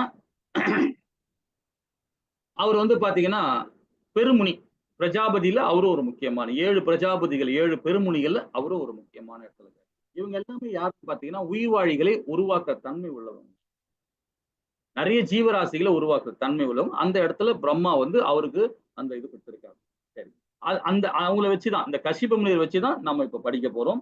இந்த அத்தியாயத்தோட சிறப்பு பார்க்க போறோம் இல்லைங்களா? அதுல வந்து பாத்தீங்கன்னா அவருடைய மனைவிகள் 2 பேர் இருக்கிறாங்க. அவர் 12 மனைவி இருக்காங்க. அதுக்குள்ள ரொம்ப டீப்பா போக வேண்டாம். 2 மனைவி மாத்திரம் நம்ம படிப்போம். 2 சகோதரிகள், 2 பேருமே சகோதரிகள் தான். திதி அதிதி, திதி அதிதி இவங்க 2 பேருமே வந்து கசிப முனிவரோட மனைவிகள் தான். இதுல என்ன ஒரு விசேஷம் பாத்தீங்கன்னா, அதிதி வந்து தேவர்கள் இருக்காங்க இல்லையா? இந்திரன் இருக்கான், வர்ண எல்லாம் பகவான் இந்த தேவமாரெல்லாம் இருக்காங்க இல்லையா? எல்லா தேவர்களுக்கும் தாய் யாருன்னு பாத்தீங்கன்னா அதிதி. தேவரோட தாய் வந்து அதிதி. தந்தையார் கசிப முனிவர். இன்னொரு மனைவி இருக்காங்களா திதி, அவங்களுடைய பிள்ளைகள் யாருன்னு பார்த்தீங்கன்னா அசுரர்கள். அதுக்கு தாயார் தந்தையார் யாருன்னு பாத்தீங்கன்னா இவர் தான், கசிப முனிவர் தான். இங்க புரிஞ்சுக்கிட்டீங்களா? உலகம் தோன்றும் போதே, உயிர்வாழிகள் தோன்றும் போதே அசுர குணங்களும் தெய்வீக குணங்களுக்கும் தந்தையார் யாருன்னு பார்த்தோன்னா கசிப முனிவர் தான். அப்பவே வந்துச்சு பங்காளி சண்டை. 2 பேருமே பங்காளி தான். அசுரனும் சரி, இவனும் சரி, 2 பேரும் பங்காளி தான். நீ பெரியால, நான் பெரியால, நீ பெரியால, நான் பெரியால, அப்பவே போட்டி வந்துச்சு இல்லைங்களா? இப்ப அதை பத்தி தான் நம்ம விரிவா படிக்க போறோம் இல்லைங்களா? அதிதி வந்து பாத்தீங்கன்னா ரொம்ப பொறுமையா இருப்பாங்க, சாந்தமான குணம், பொறாம இருக்கிறாரு, ரொம்ப இயல்பாவே இருப்பாங்க. எல்லாரும் நல்லா இருக்கணும், சமுதாயம் நல்லா இருக்கணும், எல்லாரும் என்ன சார்ந்து இருக்கும், என்ன சுத்தி இருக்கும், எல்லாருமே நல்லா இருக்கணும் நினைப்பவங்க அதிதி. திதி பாத்தீங்கன்னா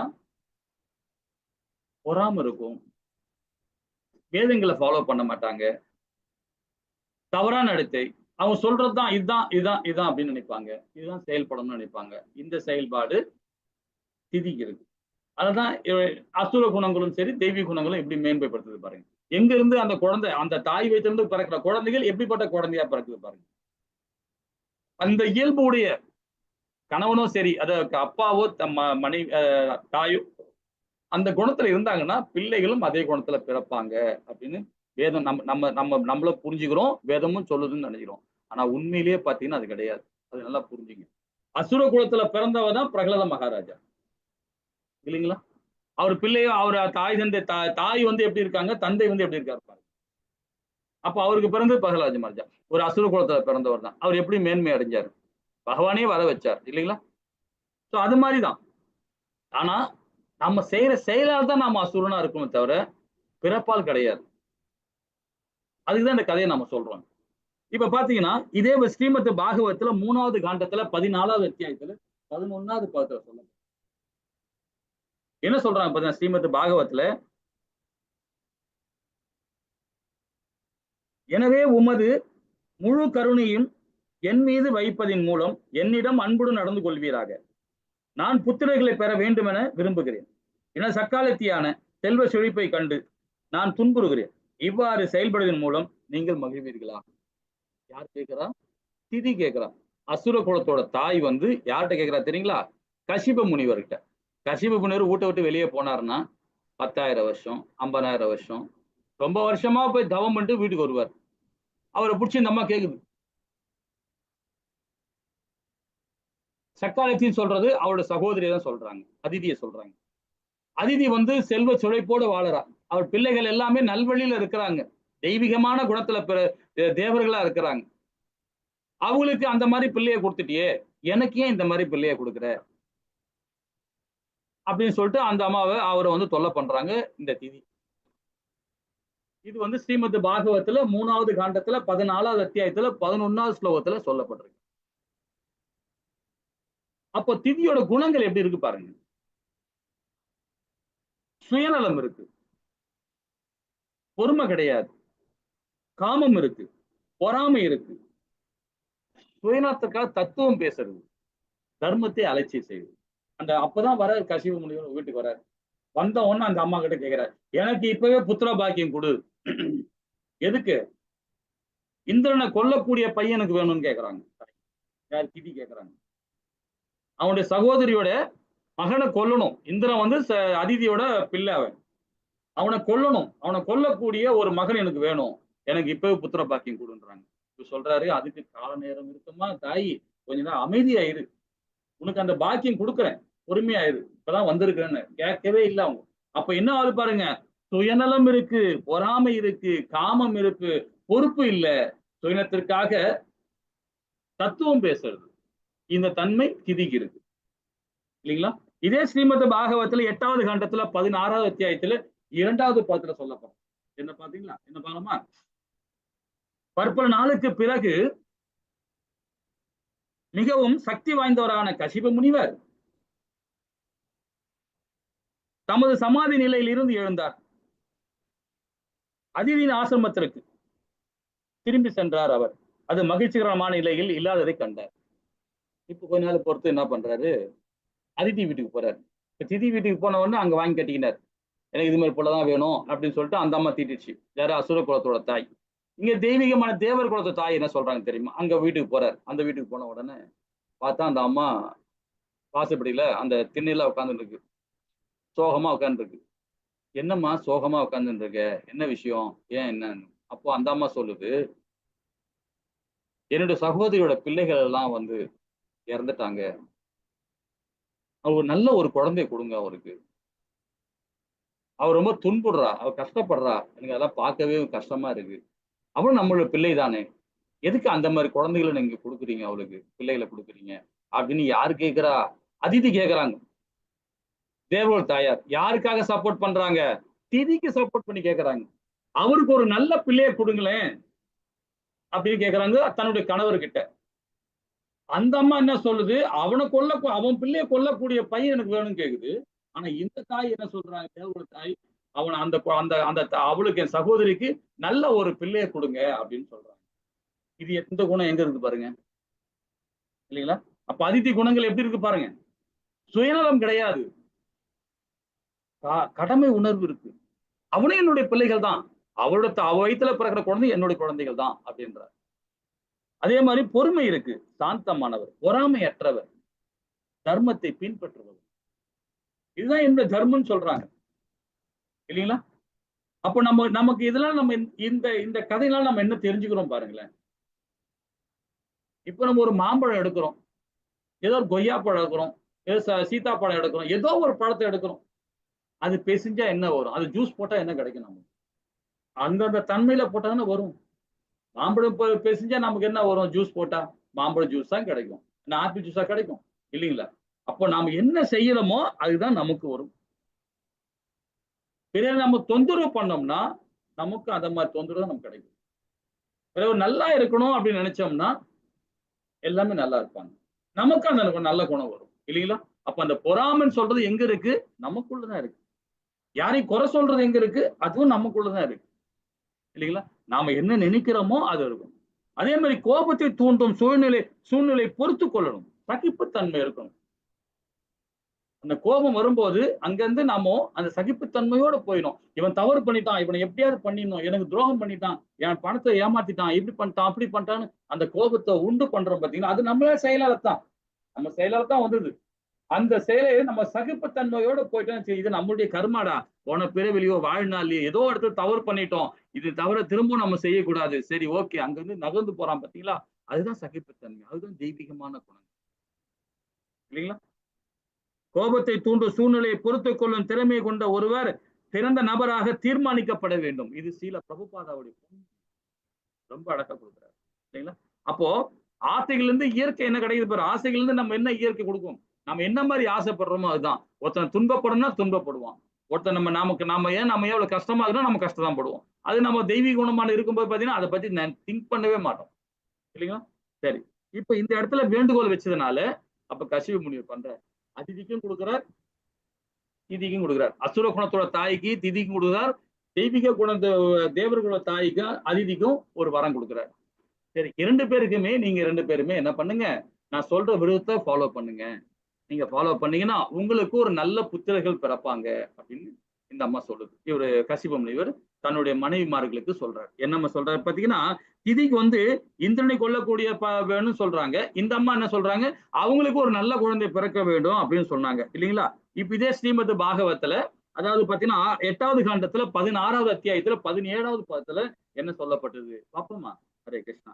முனிவர்களே சிறந்தவரே, மங்களகரமானவரே, வரங்கள் அளிப்பவர்களின் மிக சிறந்தவரே, தயவு செய்து எங்களது நிலையை கருத்தில் கொண்டு எனது புத்திரர்கள் இழந்து விட்டதை அவர்கள் திரும்ப பெறுவர்கள் அவர் வரங்களை அவர்களுக்கு அளிப்பாயாக என்றார். யார் சொல்றா பாருங்க, அதிதி சொல்றாங்க, தேவரோட தாயார். அவங்களுடைய பிள்ளை என்னுடைய பிள்ளைன்றாங்க. யார்? திதியோட பிள்ளை. அசுர குணத்தோட தந்தை கசிப முனிவர், இரணி கசிபு, இரணிய, ராவண, இவெல்லாம் என்னுடைய பிள்ளைகள் தான் சொல்றாங்க தேவரோட தாயார். ஆனா அதே அதிதி அசுர குணத்தோட தாயார் என்ன சொல்றாங்க, அவனை கொல்லக்கூடிய பாகம் வேணும்ன்றாங்க. அதான் இவங்க சொல்றாங்க பாருங்க, முனிவர்கள் சிறந்தவரே, யாரா? கணவரை. மங்களகரமானவரே, வரங்களை அளிப்பவரே, மிக சிறந்தவரே, தயவு செய்து எங்களது நிலையை அவங்களே முக்கியத்துவப்படுத்துறாங்க, இதையும் முக்கியத்துவப்படுத்துறாங்க. எங்கள் நினைவை கருத்தில் கொண்டு எனது புத்திரர்கள் இழந்து விட்டதை அவர்கள் திரும்ப வருவதற்கு வரங்களை அளிப்பாய். அப்போ இந்த அம்மா சொல்லுது, வேண்டுகோள் வைக்கிறாங்க, அதிதி வேண்டுகோள் வைக்கிறாங்க. அதே ஸ்ரீமத் பாகவத்துல 6வது காண்டத்துல 18வது அத்தியாயத்துல 37வது பாதத்துல என்ன சொல்றாங்க பாருங்க. திதி பதிலளித்தால், இப்போ முன்னாடி அதிதி சொன்னாங்க, இது திதி சொல்றாங்க. இதே ஸ்ரீமத் பாகவத் மூலியமா சொல்லப்படுறாங்க. சிறந்த ஆத்மாவாகிய என் கணவரே, நான் என் மகன்களை இழந்து விட்டேன். அசுர குலத்தோட மகன்களை இழந்துட்டாங்க திதி. தாங்கள் எனக்கு வரமளிக்க விரும்பினால் இந்திரனை கொல்லக்கூடிய மரணமற்ற ஒரு மகனை நான் வேண்டுகிறேன். ஏனெனில் இந்திரன் விஷ்ணுவின் உதவியுடன் என் இரு மகன்களையும் இரணிகசிபையும் இரணியையும் கொன்று விட்டான். இந்திரனை கொல்லக்கூடிய ஒரு மகன் வேணும் அப்படின்னு கேட்கிறாங்க திதி. அதே மாதிரி இரணிகசிபு இரணியனும் கொன்னது இல்லையா, அது மாதிரி அவனை கொல்லணும் அப்படின்னு சொல்லிட்டு விஷ்ணுவோட உதவியோட கொன்னுட்டான். அதனால எனக்கு ஒரு நல்ல புத்திரன் வேணும் அப்படின்னு யாரு கேட்கிறா?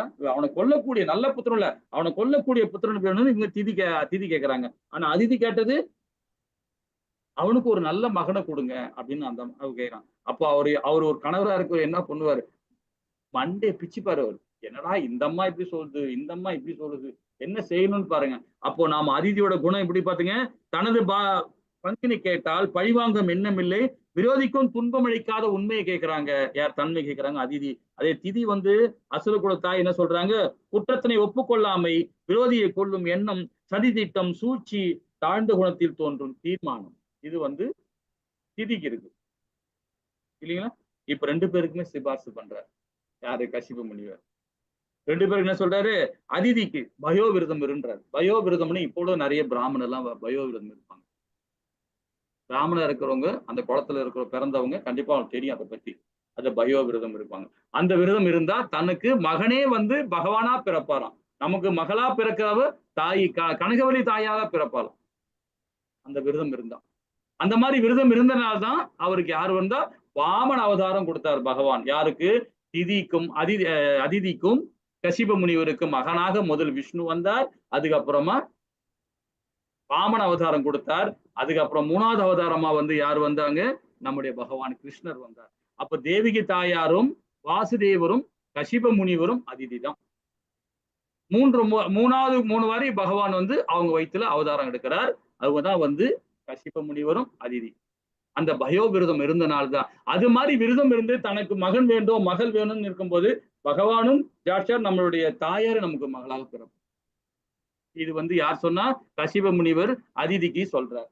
அதே திதிக்கு என்ன சொல்றார் தெரியுங்களா? புஷ்பன விரதம் இருந்து சொல்றார். புஷ்பன விரதம் சொல்லும் போது பாத்தீங்கன்னா உனக்கு ஒரு நல்ல மகன் பிறப்பான், தெய்வீகமான மகன் பிறப்பான் அப்படின்றாங்க சொல்றாரு. அப்படின்னு சொன்ன இந்த அம்மாவுக்கு அவனுக்கு கொல்லக்கூடியன்னு அவன் கேட்டாங்க, தாய் கேட்கிறாங்க. ஆனா கணவர் வந்து அதுக்கு பட்டும் படாம சொல்லிட்டு போயிட்டார், உனக்கு நல்ல மகன் பிறப்பான் அப்படின்னு சொல்லிட்டு அவனுக்கு இந்த விரதம் இரு, அதாவது என்ன சொல்றாரு, பும்சன விரதம் இரு அப்படின்னு சொல்றாரு. ஓகேங்களா? இப்ப இவங்க 2 பேருமே விரதம் இருக்கிறாங்க. 8வது அத்தியாயத்துல 16வது அத்தியாயத்துல 8வது காண்டத்துல 16வது அத்தியாயத்துல 20வது பாதத்துல என்ன சொல்றாரு பாருங்க. அன்புள்ள அதிதி, பரமபுருஷ பகவானின் பக்தி தொண்டில் ஈடுபடுவாயாக.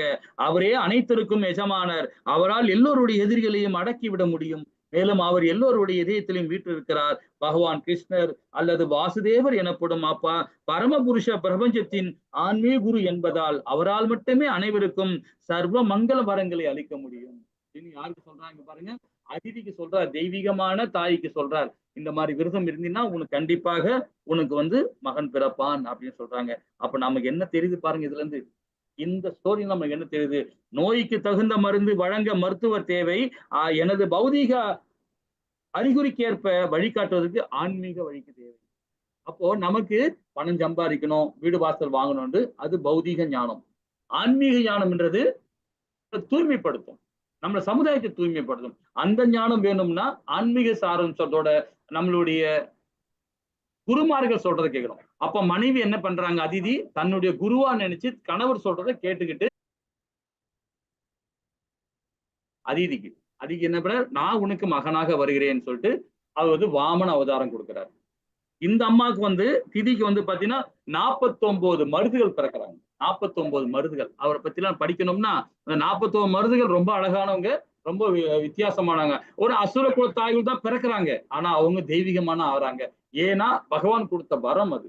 அவங்க அசுரத்தன்மை தான் இருந்தாங்க, ரொம்ப மோசமான நிலைமை தான் இருந்தாங்க அந்த தாய். இருந்தாலும் பிள்ளைகள் எப்படிப்பட்ட பிள்ளைகள் பிறந்தாங்க பாருங்க. 49 மருதுகள் எப்படி பிறந்தாங்க பாருங்க. தெய்வீகமான தேவர்களுக்கு தொண்டு பண்ணாங்க, தேவர்கள் தொண்டு பண்ண போயிட்டாங்க. அது பகவானுடைய அனுகிரகத்தோட. அந்த மாதிரி நாம செயல்படணும் இல்லைங்களா? நமக்குள்ளதான் இருக்கு, எல்லா குணம் நமக்குள்ளதான் இருக்கு. அதை வெளியே கொண்டு வர்றதோ வெளியே கொண்டாம வர்றதுக்கோ அது பகவானுடைய அருளோட தான். பகவானை மையப்பட்டு செயல்படும் போது தான் நமக்கு இந்த மாதிரி பிள்ளைகள் பிறப்பாங்கிறத நம்ம புரிஞ்சுக்கலாம். இது வரைக்கும் நம்ம படிச்சது வந்து இந்த ஸ்டோரி வச்சு நம்ம படிச்சோம் இல்லைங்களா? நமக்குள்ளதான் எல்லாமே இருக்கு. இனி அசுர குலத்தை பத்தி அழகா ஒரு ஸ்லோகம் மூலியமா பார்ப்போமா? ஹரே கிருஷ்ண மாதாஜி.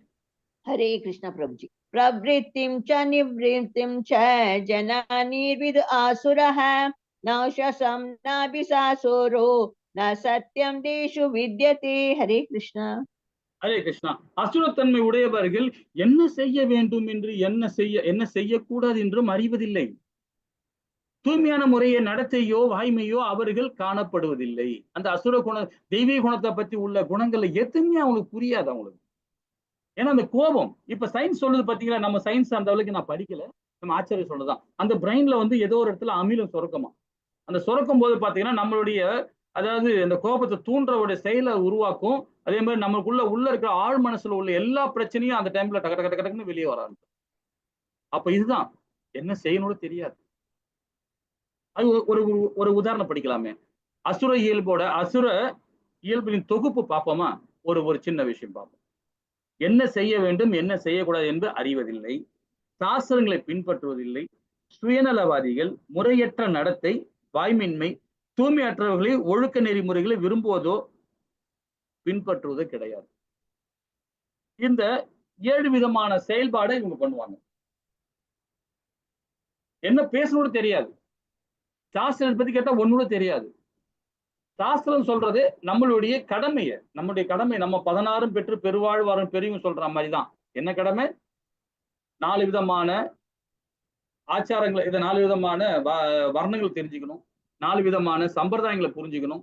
சம்பிரதாயன்றது ஸ்ரீ சம்பிரதாயம், உத்தர சம்பிரதாயம், சனத் சம்பிரதாயம், சிவ சம்பிரதாயம். இந்த 3 சம்பிரதாயம் தெரிஞ்சுக்கணும். 3 விதமான வர்ணங்களை தெரிஞ்சுக்கணும், 4 விதமான வர்ணங்களை தெரிஞ்சுக்கணும், 4 விதமான கடமையை தெரிஞ்சுக்கணும், 4 விதமான கட்டுப்பாடை தெரிஞ்சுக்கணும். இந்த 16 தெரிஞ்சுக்கிட்டா நாம வந்து கண்டிப்பா தவறே செய்ய மாட்டோம் இல்லைங்களா? அந்த ஒழுக்க நெறிமுறையை நம்ம ஃபாலோ பண்ணோம்னா இந்த 16 தெரிஞ்சாதான் நம்ம வாழ்க்கையில நிறைய விஷயங்கள் நம்ம புரிய வரும். இந்த 16 தெரியலன்னா நம்ம கண்டிப்பாக வீழ்ச்சிதான் அடைவோம் இல்லைங்களா? அப்போ அசுர இயல்போட தொகுப்பு இன்னும் விரிவா பார்க்கணும் பாத்தீங்களா? என்ன சொல்றதுன்னா கொள்கை இருக்காது. என்ன மாதிரி கொள்கை இருக்கும்? என்ன மாதிரி கொள்கைன்னா உலகம் பொய்யானது, கட்டுப்படுத்தும் கடவுள் இல்லை, அவங்க கொள்கையா வச்சிருப்பாங்க. நடத்தை பாருங்க, மாயை வசப்படுதல், நானே பிரபஞ்சத்தின் மையம், புலன் இன்பம், இந்த மாதிரி நடத்தை இருக்கும். செயல்பாடுகள் பாருங்கன்னா பயனற்ற, அழிவை தரக்கூடிய, சட்டத்திற்கு புறம்பான செயல்கள் செய்வாங்க. இப்ப சட்டம் சொல்லும் போது பாத்தீங்கன்னா ஆன்மீக சட்டம் இருக்கு, பௌதிக சட்டம் இருக்கு. பௌதிக சட்டம்ன்றது நம்ம அரசியல்வாதிகள், நம்மளுடைய அரசாங்கம் ஏற்படுத்துற சட்டம், அது பௌதிக சட்டம். ஏன்னா அந்த காலத்துல வந்து பாத்தீங்கன்னா நம்ம மன்னர் காலத்துல பகவானுக்கு காலத்துல எல்லாம் பாத்தீங்கன்னா வேத சட்டமும் பௌதிக சட்டம் ஒன்னா இருக்கும். வேதத்துல என்ன சட்டம் இருக்குதோ அதுதான் பௌதிக சட்டமும் இருக்கும். மக்கள் அதுதான் ஃபாலோ பண்ணணும்னு சட்டம் கொடுப்பாங்க. ஆனா இப்ப அப்படி கிடையாது. சாமி கும்பிடாதீங்க, அது சட்டம் போடுறாங்க. சாமி கும்பிடக்கூடாது, அதுக்கு என்னென்ன போடணுமோ அதெல்லாம் சட்டம் போட்டுக்கிறாங்க. அப்போ மக்கள் என்ன பண்ணுவோம், அதை வந்து ஃபாலோ பண்ண ஆரம்பிப்போம். அப்ப என்ன ஆகும், அதர்மம் அதிகமாகும் இல்லைங்களா? அப்போ நாம எப்படி அந்த செயல்பாடு எப்படி இருக்கணும், எந்த சட்டமா இருந்தாலும் பரவாயில்ல, ஆனா ஆன்மீக சட்டம், வேத சட்டம், அதை நம்ம ஃபாலோ பண்ணணும். பௌதிக சட்டம் நம்மளை பந்தப்படுத்தும் இல்லைங்களா? ஹரே கிருஷ்ணா. மனோநிலை பாருங்க, காமம், தற்பெருமை, தற்புகழ்ச்சி, நான் பக்குவமானவன், சக்தியை வாய்ந்தவன், வஞ்சகன், மதத்தை பின்பற்றுவதில்லை. இந்த செயல்பாடு, இந்த 6 செயல்பாடுமே நம்மள பந்தப்படுத்தும். இந்த செயல் எல்லாமே நம்மள தொகுப்பு. இது இந்த தொகுப்பை நம்ம கரெக்டா கண்டுபிடிச்சு நாம எந்த இடத்துல இருக்கிறோம் புரிஞ்சுட்டு நம்ம செயல்பட ஆரம்பிக்கணும் இல்லையா? 8வது பதம். இனி 10 மூலியமா பகவான் என்ன சொல்றாரு பாப்போம் விரிவா. ஹரே கிருஷ்ணா மாதாஜி. हरे कृष्ण प्रभु जी। असत्यम अप्रदिष्टम ते जगत आहुर अनीश्वरम अपरस्पर संबूदम किम अन्यत् कामहैदुगम। हरे कृष्ण। ஹரே கிருஷ்ண மாதாஜி. அவர் என்ன சொல்றாரு பாருங்க, அவர்கள் இவ்வுலகம் பொய் என்றும் அஸ்திவாரம் இல்லாதது என்றும் கட்டுப்படுத்தும் கடவுள் எவரும் இல்லை என்றும் கூறுகின்றனர். காமம் இச்சையால் உண்டாக்கப்பட்டதாகும், காமத்தை தவிர இதற்கு வேற காரணமே இல்லை என்றும் அவர்கள் செய்கின்றனர். இது அனிமல் மாதிரி தான். ஆனா நாத்திகம் பேசுறவங்க நிறைய பேர் பார்த்திருக்கீங்களா? இப்ப அரசியல்வாதி ஏகப்பட்ட பேர் இருக்கிறாங்க நாத்திகம் பேசுறவங்க. அவங்கள பாருங்க, அவங்களுடைய பின்புலத்தை பாருங்களேன். 4 மனைவி இருப்பாங்க, 5 மனைவி இருப்பாங்க. அந்த மனைவிகளும் ஒழுக்கமாவே கத்துக் கொடுக்க மாட்டாங்க.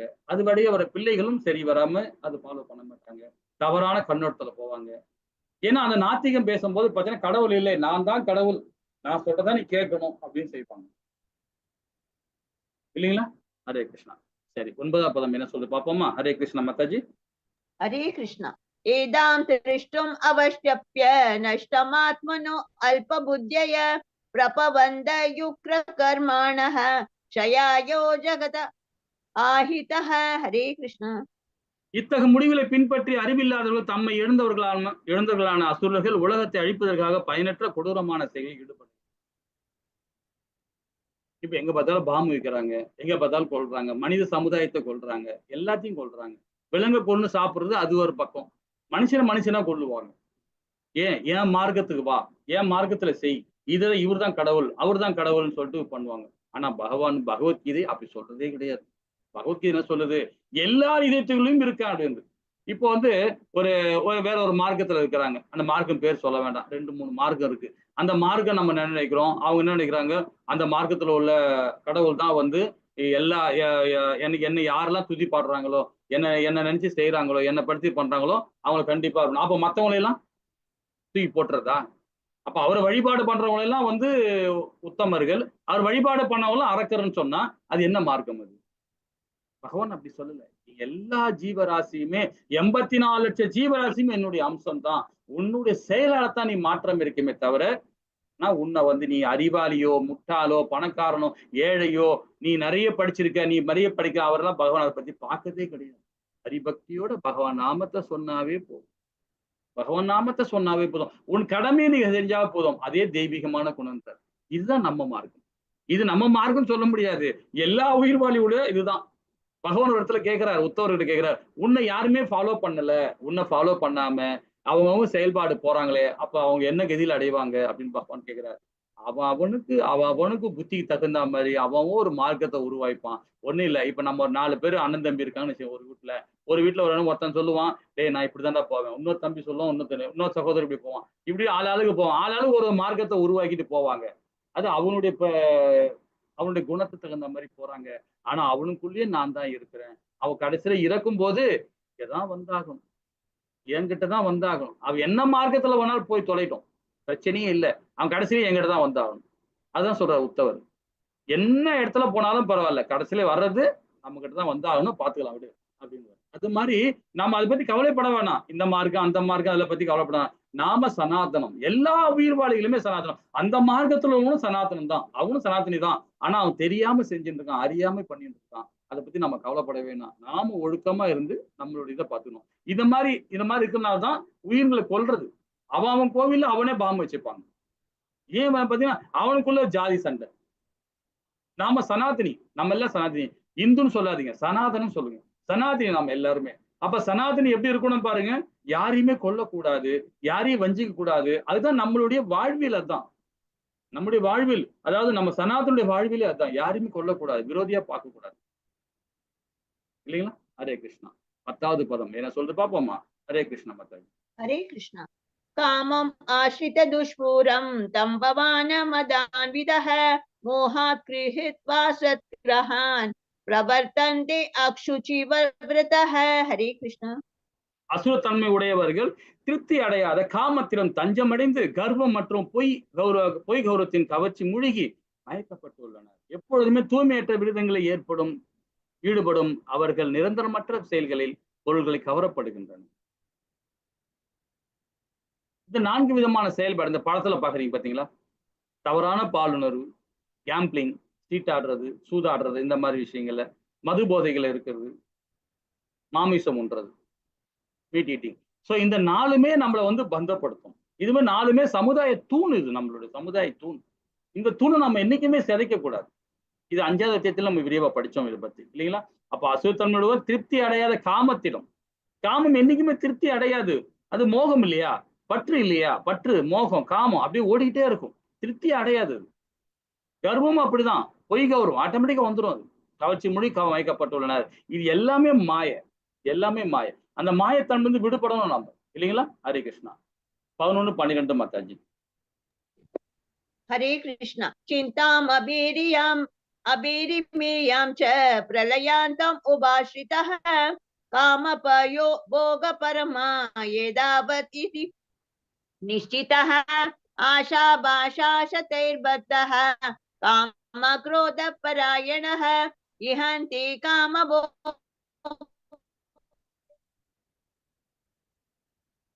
ஹரே கிருஷ்ணா. ஓகே, இப்ப இந்த இடத்துல என்ன சொல்றாரு பாருங்க. மனித நாகரிகத்தின்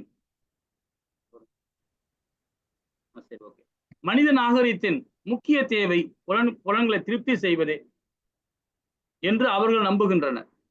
இவ்வாறாக வாழ்வின் இறுதி உள்ளவரை உள்ள அவர்களது கவலைகள் அளக்க முடியாதவும் ஆசைகள் என்னும் நூற்றுக்கணக்கான கயிற்றினால் பந்தப்பட்டு காமத்திலும் கோபத்திலும் முழுகி அவர்கள் புலன் திருச்சிக்காக அநியாயமான வழியில் செல்வத்தை சேகரிக்கின்றனர். மனித நாகரிகம் சொல்லும் போதே பாத்தீங்கன்னா, மனித நாகரிகம் சொல்லும் போதே எப்படி இருக்கணும்? ஒழுக்க நெறிமுறையே வாழணும், இல்லைங்களா? இப்ப அசுர குணத்துல இருக்கிறவன் என்ன பண்ணுவான்? ஆடம்பரமா இருக்கணும்னு ஆசைப்படுவான், பணம் சம்பாதிக்கணும் ஓடிக்கிட்டே இருப்பான். இந்த மாதிரி டைம்ல அவன் திருப்தி அடையவே மாட்டான். அது எல்லாமே அசுர குணங்கள் தான். சாகிற வரைக்குமே, இந்த ஆத்மா உடலை விட்டு பிரிகிற வரைக்குமே ஓடிக்கிட்டே இருப்பான். சொல்லுவான், அதுவும் ஒரு தத்துவம் பேசுவோம். என்ன தத்துவம்? நான் இறக்கும் தருவில் யாரையும் நான் கஷ்டப்படுத்தக்கூடாது, என் கையால நான் உழைச்சி சாப்பிடணும் அப்படின்னு நினைப்பான். தப்பு இல்லை. நீ ஓடிக்கிட்டே இருந்தீங்கன்னா நீ எப்படி ஓடுவ? எதை வச்சு ஓடுவ? உடலை வச்சு ஓடு பணம் சொல்ல. கஷ்டப்படாம எப்படி நீங்க உழைக்க முடியும்? கஷ்டப்பட்டதான் உழைக்க முடியும், இல்லைங்களா? நீ 50 வயசுக்கு மேல உடல் உனக்கு ப்ராப்ளம் கொடுக்க ஆரம்பிச்சிடும். 1 லட்ச ரூபா சம்பாதிக்கணும் போது அந்த உடல் தகுந்த நமக்கு ஞானம் இருக்கணும், உடல் சப்போர்ட் கொடுக்கணும், எல்லாமே கொடுக்கணும். ஆனா 50 வயசுக்கு மேல நமக்கு உடல் ப்ராப்ளம் வர ஆரம்பிச்சிடும். அப்ப அதுக்கு தகுந்த வேலை நம்ம செய்ய ஆரம்பிக்கிறோம். ஒரு உட்காந்தத்திலே வேலை பார்க்கணும், உட்காந்தத்திலே போனோம்னா அப்ப என்ன வரும்? அந்த சுகம் காண்றோம் இல்லைங்களா? இது நிறைய உள்ள படிக்கணும், உள்ள ஆராய்ந்து போகணும்னு வச்சுக்கலாம். டைம் இல்லை நமக்கு, அதை பத்தி படிக்கலாம் நம்ம நேரமே இல்லை. அதனால நமக்கு ஒரு சின்ன ஒரு இதா படிக்கிறோம். அந்த 50 வயசுக்கு மேல நம்ம என்ன வாழ்க்கை வாழணும்னு சொல்லிட்டு நமக்கு வேதங்கள் என்ன சொல்லப்பட்டது? வனவாச வாழ்க்கை வாழணும். அப்போ வனவாச வாடும் போது பாத்தீங்கன்னா அப்ப நம்ம பணம் சம்பாதிக்க என்ன வராது, சமுதாயம் நல்லா இருக்கும்னு நினைப்போம். தன்னுடைய கடமையை செய்வோம், தன்னுடைய கட்டுப்பாடை நம்ம ஃபாலோ பண்ண ஆரம்பிச்சிருவோம். கட்டுப்பாடு என்ன?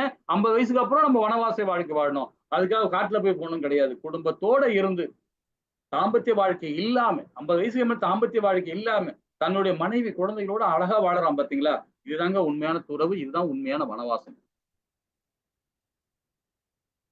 அப்ப பணம் சம்பாதிக்க என்ன வராது? பிள்ளைகள் நல்வழியில இருக்காங்களா, நல்வழியில போயிட்டு இருக்காங்களா, அவங்களுக்கு என்ன செய்யலாம், என்ன பண்ணலாம் அப்படின்னு தான் இருப்பாங்க. அதே ஆன்மீகத்தோட பகவானை மையப்பட்டி செய்வாங்க. அதே அசுர குணங்கள் தான் 60 வயசுல சாகர வரைக்கும் ஓடிக்கிட்டே இருக்குன்னு நினைப்பாங்க. இன்னும் சம்பாதிக்கணும், இன்னும் சம்பாதிக்கணும், இன்னும் சம்பாதிக்கணும், பந்தப்பட்ட வாழ்க்கையே வாழ்ந்துட்டு இருப்பாங்க. அடுத்தவங்க சொத்தை ஏமாத்த பார்ப்பாங்க, அடுத்தவங்க சொத்தை கொடுங்க பார்ப்பாங்க, எப்படியாவது சம்பாதிக்கணும் போயிட்டே இருப்பாங்க. அதை பத்தி இந்த பதத்துல கொடுக்குறாங்க பாருங்க, 13, 14, 15. ஹரே கிருஷ்ணா மக்கள். ஹரே கிருஷ்ணா.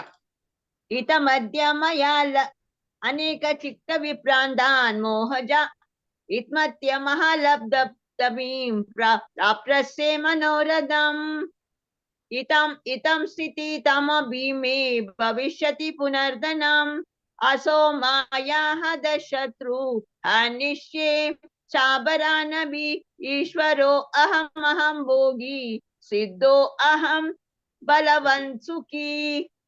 हरे कृष्ण. आट्यो अभिजनावस्मि को अन्योसति सदृशमया यक्षसे तास्यामि मोदिक्ष्य यज्ञानानवि मोहिताः. हरे कृष्णा. ஹரே கிருஷ்ணா. இப்ப இந்த 13, 14, 15 என்ன சொல்ல போனா, அசுரத்தன்மை உடையவன் எண்ணுகிறான், இன்று என்னிடம் இவ்வளவு சொத்து உள்ளது, எனது திட்டத்தின்படி நான் நிறைய லாபம் அடைய போகிறேன். ஏற்கனவே அவனுக்கு அப்பா சேர்த்த சொத்து இருக்கும், இவன் சம்பாதிச்ச அநியாய வகையில சம்பாதிச்ச சொத்து இருக்கும். இது இல்லாம இன்னும் பணம் சம்பாதிக்க போறேன், ஓடிக்கிட்டே இருக்கான்.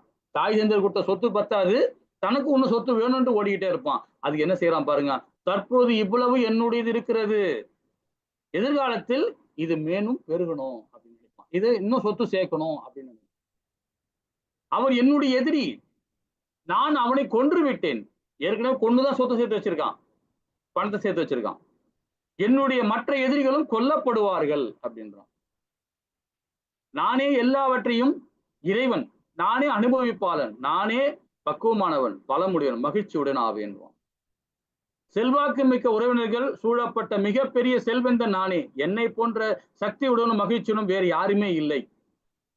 நானே யாகங்கள் செய்வேன், நானே தானங்கள் கொடுப்பேன், இவ்வாறாக இன்பமாக இருப்பேன். இவ்விதமான அத்தகு மக்கள் அறியாமையில் மயக்கப்பட்டு ரொம்ப அழகா சொல்லியிருக்காரு பாருங்க. இந்த 13, 14, 15 பாதத்துல சொல்லப்பட்டிருக்காரு. அப்ப நம்ம எப்படிப்பட்ட சொத்து சேர்க்கிறோம் பாருங்க.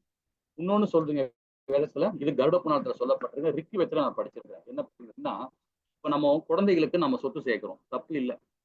ஏதோ ஒரு குழந்தைகளும் சொத்து சேர்த்தான் ஆகும். நம்ம சமுதாயத்தில் மேன்மடைனா சொத்து சேர்த்தாகணும். அந்த சொத்தை தன்னுடைய பிள்ளைகள் நல்வழியில செலவு பண்ணாங்கன்னா உங்களுக்கு பிரச்சனையே கிடையாது. தீய வழிகளை, பாவமான வழியில அந்த சொத்தை செலவு பண்ணாங்கன்னா, விரயம் பண்ணாங்கன்னா, அந்த பாவம் நீ எந்த லோகத்துக்கு போனாலும், பகவான் லோகத்துக்கு போனாலும் உங்களுக்கு தெத்தி வரும் அந்த பாவம். இது சொல்லப்பட்டு இல்லப்பா, என் பையனுக்கு 2 பசங்க இருக்கான்ப்பா, 2 பேருக்கு 4 வீடு வாங்கி கொடுத்துட்டோம்பா, பிரச்சனையே இல்லை. அதுல ஏதோ ஒரு பையன் தீய செயல்ல அந்த சொத்தை வச்சு ஏதோ தவறான வழியில செயல்பட்டான்னா கண்டிப்பா அந்த பாவம், அது நாம தான் காரணம். நாம தான் தானம் கொடுத்தோம் பிள்ளைக்கு, தானம் தானே நம்ம பிள்ளைகளுக்கு கொடுக்குற எல்லா விதமானது தானம் தான். அது தானத்தை கொடுத்தோம் இல்லையா? அப்ப தானத்தை கொடுத்த அதுக்கு காரணம் யாரு? நாம தான். அந்த பாவம் நம்மளே வந்து சேரும். நம்ம பகவான் லோகத்துல அவருடைய கமலபாதங்கிற சரணாகதி அடைஞ்சாலும் அந்த பாவம் நமக்கு பின்னாடி தான் வரும். ஆனா சொத்து சேர்க்கிறது தப்பு இல்லை, அது கரெக்டான இடத்துல போய் சேரணும், கரெக்டான பக்குவம். அப்ப நம்ம பிள்ளைகளை பக்குவமா வளர்க்கணும், வேதத்தை படிக்க வைக்கணும், சாஸ்திர சமுதாயத்தை ஃபாலோ பண்ண வைக்கணும். அது இப்ப பண்ண முடியுமா? இனிமேல்காவது நாம அதை உணர்ந்து படணும். இப்ப நம்ம பிள்ளைகளுக்கு சாஸ்திரம் படிக்க நமக்கு டைம் இல்லை, எனக்கு தெரியாது, நான் விட்டுட்டேன், பரவாயில்ல விட்டுடுங்க. தன்னுடைய பேர பிள்ளைகளாக கற்றுக் கொடுங்க. வேதத்தை படிக்க வைங்க. வேதத்தை படிக்க வச்சு இதுதான் வேதம், இதுதான் சாஸ்திரம், இதுதான் சம்பிரதாயம் சொல்லி கொடுங்க. அவன் டாக்டர் ஆனாலும் சரி, மற்றவங்களுக்கு தொண்டு பண்ண நினைப்பான். ஒரு வக்கீலா இருந்தாலும் மற்றவங்களுக்கு தொண்டு பண்ண நினைப்பான். ஒரு கலெக்டரா இருந்தாலும் தொண்டு செய்யற அந்த பக்குவம் வரும். ஆன்மீகத்தோட செயல்படுவான். ஆன்மீக அரசியல் வந்து என்னைக்குமே வீழ்ச்சி அடையக்கூடியது கிடையாது. பௌதிக அரசியல் என்னைக்குமே நம்மளை பந்தப்படுத்தும் இல்லைங்களா? ஹரே கிருஷ்ணா. அப்போ பகவானுடைய பக்தியோட நம்ம செயல்படணும். ஹரே கிருஷ்ணா. இப்ப இந்த 3 படத்துலயும் பாருங்க, இரணிகசிபு என்ன பண்றான்? தன்னுடைய பிள்ளை கூட பார்க்காம பிரகலாத மகாராஜாவை கொடுமைப்படுத்தலாம். எப்படிப்பட்ட கொடுமை பாருங்க. யானையை வச்சு கொல்றது, நெருப்புல தூக்கி போடுறது, பாம்பை வச்சு விஷப்பாம்பை வச்சு கடிக்க வைக்கிறது, மலையில இருந்து உருட்டி விடுறது, இந்த மாதிரி தன்னுடைய பிள்ளை கூட பார்க்காம எவ்வளவு அரக்கத்தனமா இருந்திருக்கான் பாருங்க. அதே மாதிரி கம்சம் பாருங்க, தன்னுடைய சகோதரி பிள்ளையால நான் கொல்ல போறேன்னு தெரிஞ்ச உடனே திருமணம் கூட்டு வர நேரத்திலேயே அவனுக்கு கொல்ல போறான், சகோதரி கொல்ல போறான். அப்ப எவ்வளவு அசுர பணம் கூட. இதோட ராவணன் பண்ண வேலையை பாருங்க. தாயார் சீதா பிராட்டியே வீட்டுல இருக்கும்போது கணவர் வீட்டுல இல்லாத டைம்ல போயிட்டு அவரை போய் வேஷம் போட்டு களவாடி கூட்டும் போய் பாக்குறான். அது எப்படிப்பட்ட அசுரத்தன்மை பாருங்க. பிரத்தியார் மனைவரை பார்க்கலாமா, தொடலாமா, அவன் போறான் இல்ல. இதெல்லாம் அசுரத்தன்மை தான். இது எல்லாமே நமக்குள்ளதான் இருக்கு இல்லைங்களா? 16-17 மாதாஜி. ஹரே கிருஷ்ணா. हरे कृष्ण। अनेक चित्त विभ्रांत मोहजाल समावृतः प्रसक्ता कामभोगेषु वदन्ति नरक्षुचौ आत्मसंभाविता स्तप्ता दानमान मदान्वितः यजन्ते नाम यज्ञस्ते तम्बो न विधिपूर्वकम्। हरे कृष्ण। ஹரே கிருஷ்ணா. 16 ஸ்லோகம் சொல்றான். இவ்வாறு அநேக கவலைகளால் சூழப்பட்டு யோகத்தின் வலைகளால் சூழப்பட்ட அவர்கள் ஒரு இன்பத்தில் பலனாக நரகத்தில் வீழ்ச்சியடைகின்றனர். பற்று, மோகம், காமம், பேராசை, அந்த மோகத்தினால அவங்க என்ன பண்றாங்க? அந்த வலையில போய் சிக்கிக்கிறாங்க, மாட்டிக்கிறாங்க. அப்ப கண்டிப்பா அவங்க வீழ்ச்சி தான் அடைவாங்க இல்லைங்களா? செல்வத்தாலும் பொய் கௌரவத்தாலும் மயக்கப்பட்டு தன்னில் திருப்தியுற்று எப்போதும் திமிருடன் விளங்கும் இவர்கள் சில சமயங்களில் எந்த சட்டத்திட்டையும் பின்பற்றாமல் வேறளவு கர்வத்தோடு யாகங்கள் செய்கின்றனர். இப்ப செல்வம் சொல்றாருங்க. செல்வத்தாலும் பொய் கௌரவத்தாலும் செல்வம் சேர சேர நிறைய பேருக்கு பிரச்சனை தான். பேரு உண்மையான பேரு செல்வம் தான். ஆனா ஆச்சாரியம் கொடுத்த பேரு வேற. அது ரொம்ப அழகா எனக்கு கொடுத்தாரு பேர். ரொம்ப அற்புதமான பேர் கொடுத்தாரு எனக்கு. அது நம்ம தற்பெருமையா சொல்லல, அது அவர் பகவானுடைய செயல் அது. சோ இந்த செல்வம் சொல்றதே வந்து பாத்தீங்கன்னா எல்லாருமே பந்தப்படுத்தும். இதுக்கு ஒரு சின்ன ஒரு விளக்கம் சொல்லலாம். இது வந்து புராணத்துல ஒரு ஸ்டோரி. இது பகவான் என்ன பண்றாரு? இங்க கீழே வர்றாரு, பூலோகத்துல வர்றாரு. எப்படி வர்றாரு? இப்ப நம்ம நாட்டு மன்னர்கள்லாம், பழைய மன்னர்கள்லாம் பாத்தீங்கன்னா என்ன பண்ணுவாங்கன்னா, வீதி உலா வருவாங்க. வீதி உலா வந்துட்டு நாடு எப்படி இருக்கு அப்படின்னு வேஷம் போட்டுக்கிட்டு வருவாங்க. அது மாதிரி பகவான் சாதாரண ஒரு மனுஷனை கீழே இறங்குறாரு. வந்துட்டு வர்றார், வந்து பாக்குறாரு. அப்போ உண்மையான பக்தன், அனநேய பக்தன் அதை பார்த்துட்டான். இவர் பகவான் தான் வந்திருக்கிறார். ஆனாலும் அவர் வந்து வேற ஒரு மாறுவேடத்துல வந்திருக்கிறார். ஆனாலும் இவரை பார்த்துட்டான். பார்த்த உடனே பகவான் வரான். பகவானே நீங்க தான் வந்திருக்கீங்கன்னு தெரிஞ்சிருச்சு, என்ன விஷயமா வந்திருக்கீங்க? அப்ப பகவான் சொல்றாரு, இது மாதிரி வந்திருக்கிறேன், மக்களை பார்க்கலான்னு வந்திருக்கேன் அப்படின்னு. சரி வாங்க, நானும் உங்களுக்கு கூட வரலாமா அப்படின்னு. வா அப்படின்னு. உடனே என்ன பண்றாரு? ஒரு வீட்டுக்கு போறார். ஒரு வீட்டு வாசல்ல போய் நிக்கிறார். போய் தண்ணிய நீராகாரம் கேளு. அந்த வீட்டுல உட்கார்ந்துட்டு இருப்பாரு பெரியவர். அவரை போய் நீராகாரம் கேளு அப்படின்றாரு. உடனே அந்த அந்த பக்தர் என்ன பண்றான்? உள்ள போறான். உள்ள போயிட்டு, ஐயா பகவான் வந்திருக்கிறார், நீராகாரம் கேட்கிறாரு, போய் கொடுங்க. ஏன் பகவான் வந்துக்கிறாரு, அதை வந்துக்கிறான்ற? தண்ணி எல்லாம் யாரும் இல்லைங்க, யாருமே இல்லை, என்னால எழுந்து கூட முடியல, உட்கார்ந்து நிற்கிறேன், என்னால முடியாது, தண்ணி இல்லை, பக்கத்துல குடிப்போ அப்படின்னு அனுப்பிச்சு விட்டுறான். இத்தனைக்கும் அவன் வந்து பெரிய ஒரு மாளிகை, நல்ல ஒரு செல்வம் செழிப்போட இருக்கான், வசதியா இருக்கிறான். ஆனா எழுந்து தண்ணி குடிக்க அவனால முடியல. அந்த அளவுக்கு தற்பெருமையா இருக்கான், அந்த அளவுக்கு இதா இருக்கான். சொன்னேன் பகவான் கிட்ட சொல்றாரு அந்த பக்தர், ஐயா இவ்வளவு வசதி இருக்கிறாரு, இவ்வளவு இருக்காரு, நீங்க தண்ணி வாங்க சொன்னீங்க, நான் போனா இருந்தாலும் இந்த மாதிரி சொல்றான் அப்படின்னு. சரி அவனுக்கு செல்வம் சேரட்டும் கொடு அப்படின்னு சொல்லிட்டு போறாரு. இவனு பக்தருக்கு ஒண்ணுமே புரியல, என்னடா செல்வம் சேரட்டும்ன்றாரு, அவன் இந்த மாதிரி தண்ணி கொடுக்காதவனுக்கு இன்னும் பொருள் போய் சேரணும்ன்றாரு சொல்றாரு சொல்லிட்டு, சரி என்னதான் ஏதோ இருக்கும் அப்படின்னு சொல்லிட்டு பின்னாடியே போறாப்புல. இன்னொரு வீட்டுல போய் நிக்கிறார். ஒரு வீட்டுல போனவொடனே, நடுத்தர வீடு அது, அந்த வீட்டுல போனவொடனே, அம்மா இங்க போய் தண்ணி கேளுன்னு சொன்ன உடனே உள்ள போய் வர ஒரு லேடி, ஒரு மாதாஜி இருக்கிறாங்க. அந்த மாதாஜி கிட்ட போய் கேட்கிறாரு, அம்மா தண்ணி இது மாதிரி பகவான் வந்திருக்கிறார், நீர் ஆகாரம் கொடுங்க அப்படின்னு. உடனே அந்த அம்மா என்ன பண்ணுது, அந்த சொம்பு ஒரு பாத்திரத்தை நல்லா சுத்தப்படுத்தி உடனே தண்ணி எடுத்தாந்து கொடுத்துட்டு குடிச்சிட்டு என்ன சொல்றாரு பகவானு, அந்த அந்த தாய்க்கு வந்து பாத்தீங்கன்னா அவருடைய அதாவது வாழ்வாதாரமே அந்த பசுமாடு தான். ஒரு பசுமாடு இருக்கு, அந்த பசுமாடு முத்தி அடையட்டும் அப்படின்னு சொல்லிடுறாரு. உடனே இவனுக்கு இந்த பக்தருக்கு ஒண்ணுமே புரியல. அவன் பணக்காரனா இருக்கிறான், அவனுக்கு செல்வம் சேரட்டும்ன்றாரு. இவனுக்கு இந்த தாய்க்கு வந்து சொந்த பந்தங்களே இல்லை, தனிமையில வாழறாங்க. அந்த வாழறதுக்கு காரணமே வந்து இந்த பசுமாடு தான். இந்த பசுமாடு முத்தி அடைஞ்சிச்சு, இறந்துடுச்சுன்னு இருந்துச்சுன்னா அந்த அம்மாவுக்கு வாழ்வாதாரமே இல்லா போயிடுமே. அப்ப அந்த அம்மா ரொம்ப கஷ்டப்படுவாங்களே. ஆனா தண்ணி கொடுத்தவங்களுக்கு இந்த மாதிரி சொல்றாரு அப்படின்னு குழப்பம் வந்துட்டு பகவானை கேட்கிறாரு.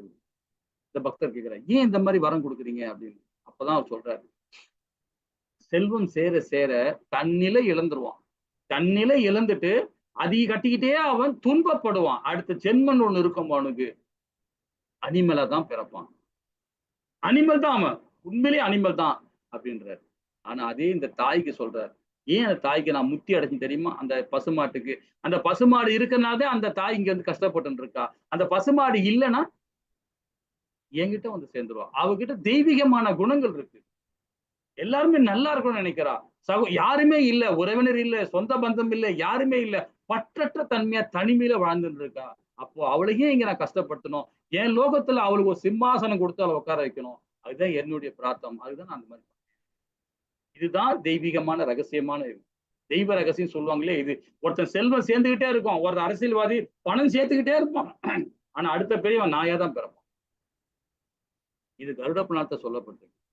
பணம் சேர சேர தண்ணில எழுந்துரும். அதுதான் 17 சொல்றாரு, செல்வத்தையும் போகவரத்தையும் மயக்கப்பட்ட தண்ணில் திருப்தி விட்டு எப்பொழுதும் திமிருடன் விளங்கும் இவர்கள் சில சமயங்களில் இந்த சரி திட்டத்தில் பின்பற்றாமல் இரவில் கர்வத்தோடு மயக்க மாயத்தால் யாகத்திலே செய்கின்றனர். 18 சொல்றாரு பாருங்க, ரொம்ப அற்புதமா இருக்கும். ஹரே கிருஷ்ண மாதா. ஹரே கிருஷ்ண. அஹங்காரம் பலம் தர்ப்பம் காமம் क्रोधं स संश्रितः मामात्मा परदेहेषु प्रत्विषन्तो अभ्यसूयकः. ஹரே கிருஷ்ண.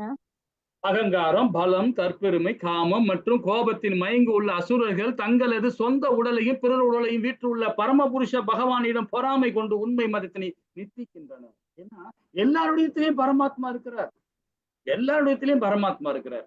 அப்ப யாரை நாம குறை சொல்ல முடியும் இல்லைங்களா? பலம், தற்பெருமை, காமம், அகங்காரம், இந்த கோபத்தினால எல்லா இடத்துலயும் பரமாத்மா இருக்கிறத மறந்துடுறோம். மறந்துட்டு அவனை திட்டுறோம், அவனை வஞ்சிக்கிறோம், அவனை கொலை பண்றோம், அவனை ஏதாவது சித்திரவதை பண்றோம், இதெல்லாம் பண்ணிட்டு இருக்கோம். அப்ப நாமெல்லாம் யாரு? அசுரர்கள் தான் இல்லைங்களா?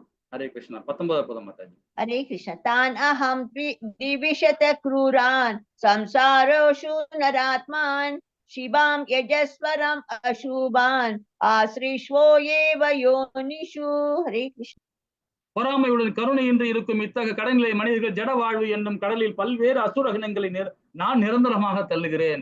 இந்த மாதிரி அசுரத்தன்மை வாய்ந்தவர்கள் கண்டிப்பாக அவங்க பரலோகத்துல போக முடியாது, அதெல்லாம் பாதாளம் தான் போக முடியும், நரகலோகத்துல தான் தள்ள முடியும் அவங்களெல்லாம் இல்லைங்களா?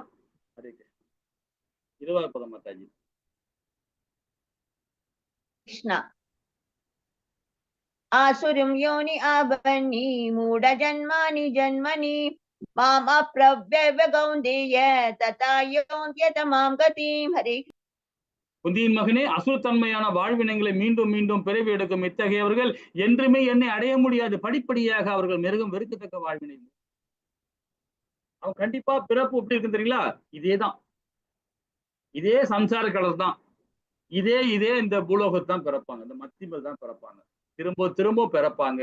ஆனா பிறப்பு, இறப்பு, முதுமை, நோய், இல்ல விலங்கா பிறப்பாங்க, இல்ல மரமா பிறப்பாங்க, ஏதாவது ஒரு உலக கிடைச்சிட்டே இருக்கும். ஆனா இங்கதான் கஷ்டப்பட்டுக்கிட்டே இருப்பாங்க இல்லைங்களா? ஹரே கிருஷ்ணா. 21 பதம்.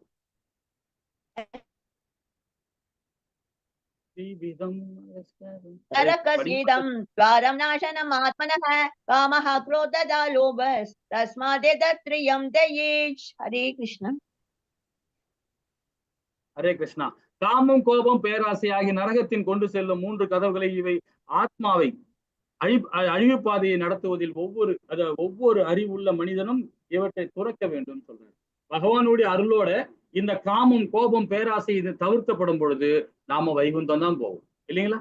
இந்த காமம் பேச இருக்கும் போது நம்ம இங்க துன்பகரமான செயலை செய்யும் போது நம்ம கண்டிப்பா அதல பாதாளம் தான். இந்த 7 லோகம் இருக்கு இல்லையா, மரண லோகம், அந்த லோகத்தை போய் நாம் சித்தராக்கிறோம். அப்ப இதுதான் மரணத்தை செல்ல வேண்டிய பாதை எது பாத்தீங்கன்னா காமம், கோபம், பேராசை, நரகலோகத்துக்கு கொள்ளுப்பட செயல் இது இல்லைங்களா. ஹரே கிருஷ்ணா. 22வது பதம் மாதாஜி. कृष्ण एदर विमुक्त कौन्तेय तमोतारैस्त्रिभुर्नरः आचरात्यात्मनां श्रेय सता याति परां गतिं. हरे कृष्ण. ஹரே கிருஷ்ணா. குந்தியின் மகனே, நரகத்தின் இந்த 3 கதவுகளை தப்பிய மனிதன் தன்னுணர்வுக்கு அனுகூலமான செயல்களை படிப்படியாக பரம இலக்கை அடைகிறான். செய்து பரம இலக்கை அடைகிறான் இல்லைங்களா. பகவானுடைய ஹரிபக்தியோட இருந்து நம்ம அதாவது சாஸ்திர சம்பிரதாயத்தை ஃபாலோ பண்ணி குருமார்கள் சொன்ன அந்த ஞானத்தோட நம்ம செயல்படும் போது கண்டிப்பாக இந்த 3 விதமான நரக கதவுகளின் மூலியமா நம்ம தப்பிப்போம். இந்த கோபம், பேராசை, காமம் இல்லைங்களா. ஹரே கிருஷ்ணா. 23வது பதம் மாதாஜி. हरे कृष्ण. यः शास्त्रविदुम् उद्दृष्य वर्धते कामकारतः न संसिद्धिम् अवाप्नोति न सुखं न परां गतिं. हरे कृष्ण. சாஸ்திர விதிகளை புறக்கணித்து தனது மனம் போன போக்கில் செயல்படுவான். பக்குவத்தையோ சுகத்தையோ பரம இலக்கையோ அடைவதில்லை இல்லைங்களா. தன்னுடைய சாஸ்திர விதிகளை ஃபாலோ பண்ணணும். சாஸ்திர விதிகளை ஃபாலோ பண்றவங்க எல்லாமே அகர்மவாதிகள் தான்.